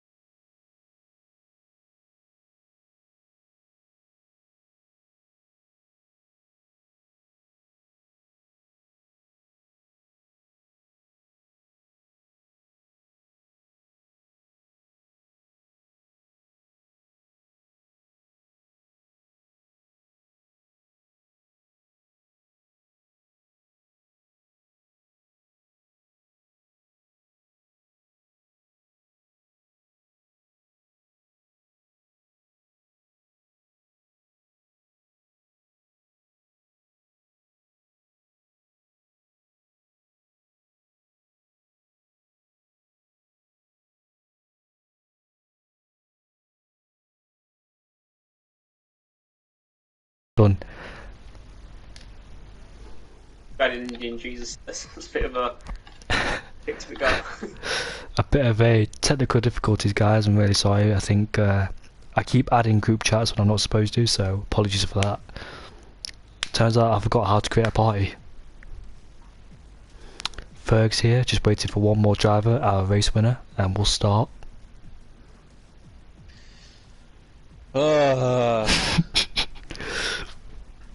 You must be tired. My throat's definitely tired. You must be. Fair play for you sticking around, mate. I'll tell you that. Yeah, thanks so much, man. Appreciate it. No problem. Ferg, we'll start with you first. So P3 is all you could have hoped for because it looks like you just didn't have the pace today between Duwell and AJ. So you happy with P3 despite what happened? Oh hell yeah, over the moon. I needed P5 to get the championship, so P3 it is. I was didn't expect to be there. It got through on Q2 with a decent lap. I was happy with the lap. God, that whole quali kerfuffle was long. Ended up P3 on the grids. My boy Calvin, GG to him. Unlucky that he couldn't race due to he couldn't finish the race, so he didn't start it basically. But yeah, these two boys were gone in an instant, and I didn't care because I didn't want the pressure of being near anyone, to be honest. So I had a massive gap. I was lapping pretty well, and then I got 2 warnings on 1 lap, and I was just like, oh, I don't know. Basically, was just covering myself in case there was any safety car. Didn't want to get any penalties at all in case the grid bunched back up. So, yeah, I'd pace well, and then I'd miss a corner, and then I'd just, instead of just getting that warning, I'd just lose a couple attempts just to make sure I stayed on track. And it ended up being the right thing to do. All you could done. But do you know when you were fighting ISO all night? Were you struggling behind him, or you just let him have the podium? Oh no! So I knew he had a penalty, and the more I was pushing to, like, whilst I was right behind him, the closer I was to invalidating, and it was just a case of. I thought I could overtake him, and then the tyres started going a little bit, and he had really good pace anyway in the race, probably better than me. So I thought it was just safer to just hang back instead of going for a move that I really didn't need to go for. Ferrari driver behind you, see Royal Gamer. Were you worried about him catching you and overtaking towards the end? I had my eyes on him the whole race. It was like a 9-second gap when we were 3rd and 4th right at the beginning of the medium stint. And he managed to close the entire gap, so fair play to him. Again, it was one of those ones. I saw he had a penalty, and I knew it's almost impossible to overtake around it. So. I believe you won the championship, haven't you? I have. Yeah, I've got some words for you. I just want to say congratulations because you've done a fantastic job all season. You had a few races where it hasn't gone well, but majority of it fantastic on merit, and your pace is absolutely amazing. So future driver for you, Ferg. Thanks man, I appreciate that. I really do. Watching you all season, made a few mistakes, but majority of it has been fantastic to watch you around racetracks and set those pole times and getting those wins. So you've done a fantastic job. Your strategies as well have been amazing, so that's why you deserve the championship. Thanks buddy, I really appreciate that. Now you can rest after a long race in Monaco. Oh, days. How difficult exactly is it to drive Monaco, knowing that's 39 laps, you've got to keep out the barriers and not get any penalties? Oh yeah, it was. I knew, like, ever since the end of last week, this was going to be a stressful one, just being so close to it, and Monaco being, obviously, goes without saying, specialist for a steering wheel. So I was on my pad. I just wanted to push myself up there in quali, and then just hang out for the race, and did exactly that. So I'm really happy. And the next race is at Silverstone. Are you excited for that? Yes, probably easily my favourite track. I'm gonna try. I think I might try and do the racing line, as I've been wanting to take it off for a while, and I can do it in Silverstone. Why not? Hell yeah. Congratulations throughout the whole season, mate. I'm really happy for you. Moving on to second place man, AJ Wuhan. I'm really sorry for what happened down at the Norfolk chicane. It's bound to happen. People make mistakes there. Saw a few people make mistakes there as well, clipping the barrier with their rear tyre. What was your reaction when that happened?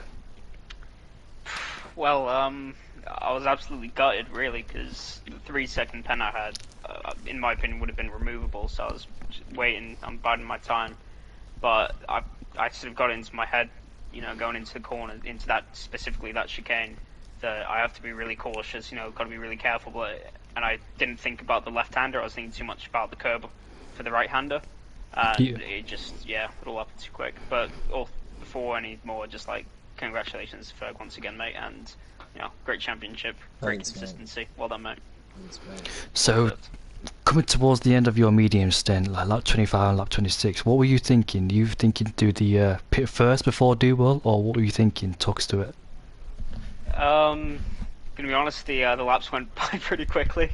Well, sort of for the medium laps, and I sort of got to about 26, 27, I think it was, when Duel pit, and I realised as soon as he pitted, like, I made the wrong decision. So I had to push as much as I could, but I didn't really think too much about it. But it just shows that, you know, he knows his track better than anyone else, really, and he knew the better strategy, knew what's best to do, and fair play to him. Qualified P2, were you happy with that one? Well, I know you started first, but qualifying P2, what was your expectations? I was hoping for top 3. It's gotten that Boom Pierre couldn't be up there too, after being disqualified for a game glitch in Q2, and the whole sort of situation was stressful, at least for me, and at least for a lot of other drivers, for staying up late as well. You know, thank you to all of them. But yeah, I think P2, really happy with that. Really happy that I managed to out-qualify Duel. But I'm really gutted for Calvin, who could have been on for a good finish after showing that pace in quali. Are you allowed to say why Calvin didn't race? He just said because of the delay, he didn't know whether he could finish the whole race or not.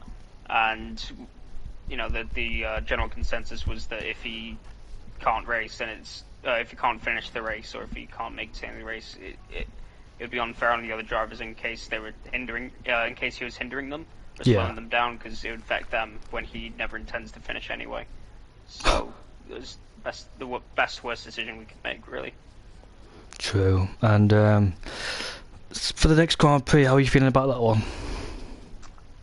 Gonna try no ABS. Nothing to lose, nothing to gain, so gonna see how it goes. I think I've also clinched P2 with Nathan finishing down the order, so I'll just go in with an open mind and hopefully have a decent result.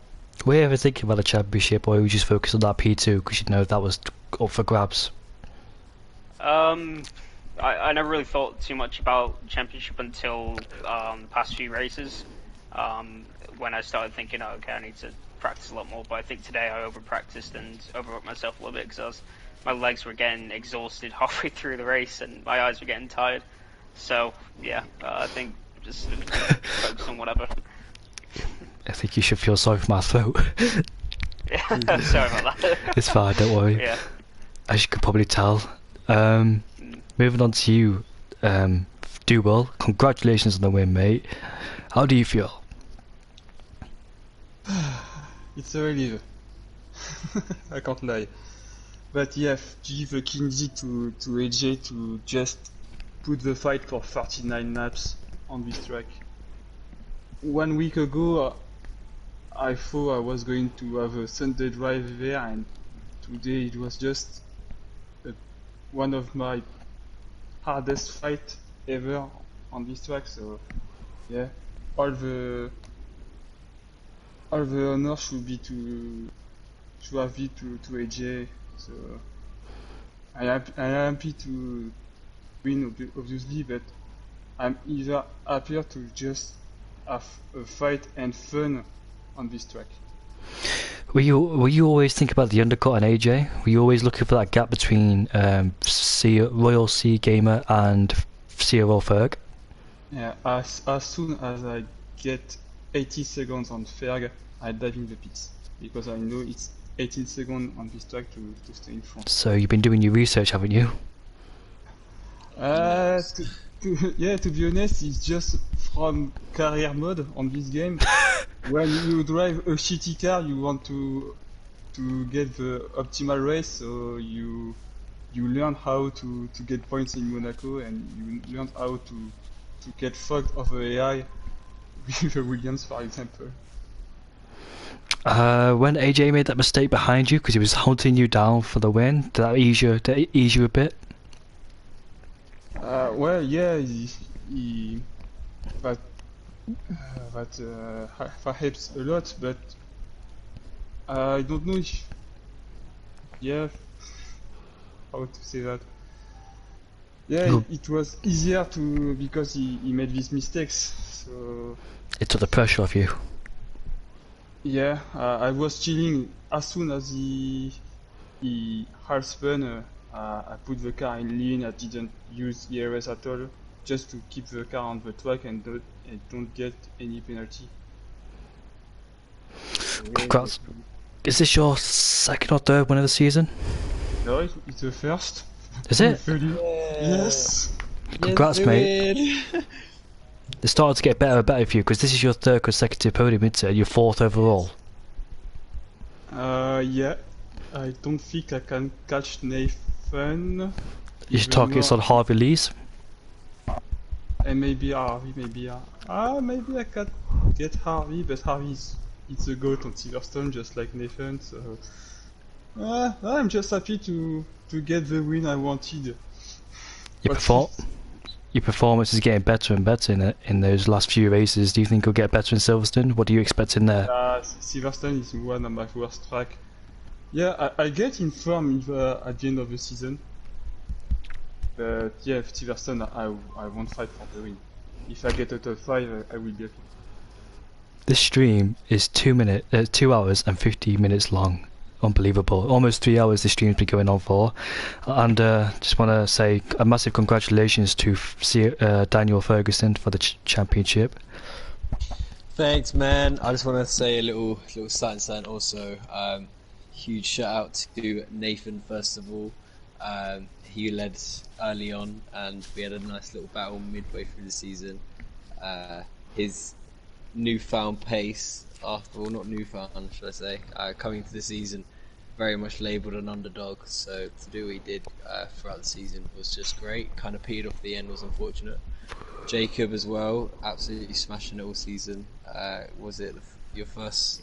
Actually, no, you already had a win, but from season 2, so it was great to see you back up there in Japan and get some fresh wins as well at different tracks, and also challenging Will at Monaco, which is amazing. You know exactly how good that is. So just well done to you. Do Will. It's been a tough one, but I mean, you've come back in the past few races, which is great to see. And there's so many more names that I can just go on about for ages, but don't want to keep you here forever. Put out a little message in Cone later or something. But yeah, it's just a great community, and it's been amazing being part of it for the past about a year now. So I just want to say great thanks to Nathan and Jacob again for just simply inviting me along when I didn't really know them very well about a year ago. So it's been a great year. Rumours say that Jamie Morris might be racing next season. How do you feel about that? Ah, so excited. I'm joking. It's joking. I'll stay as... Nah, I love commentating. No. I love commentating here. There's nowhere I could race here, so I'm staying as commentator. Well, I would love to see you out on track, man. Anyway. Thank you. See you all next week for the British Grand Prix for the last round. Sadly, we'll come to an end soon. That was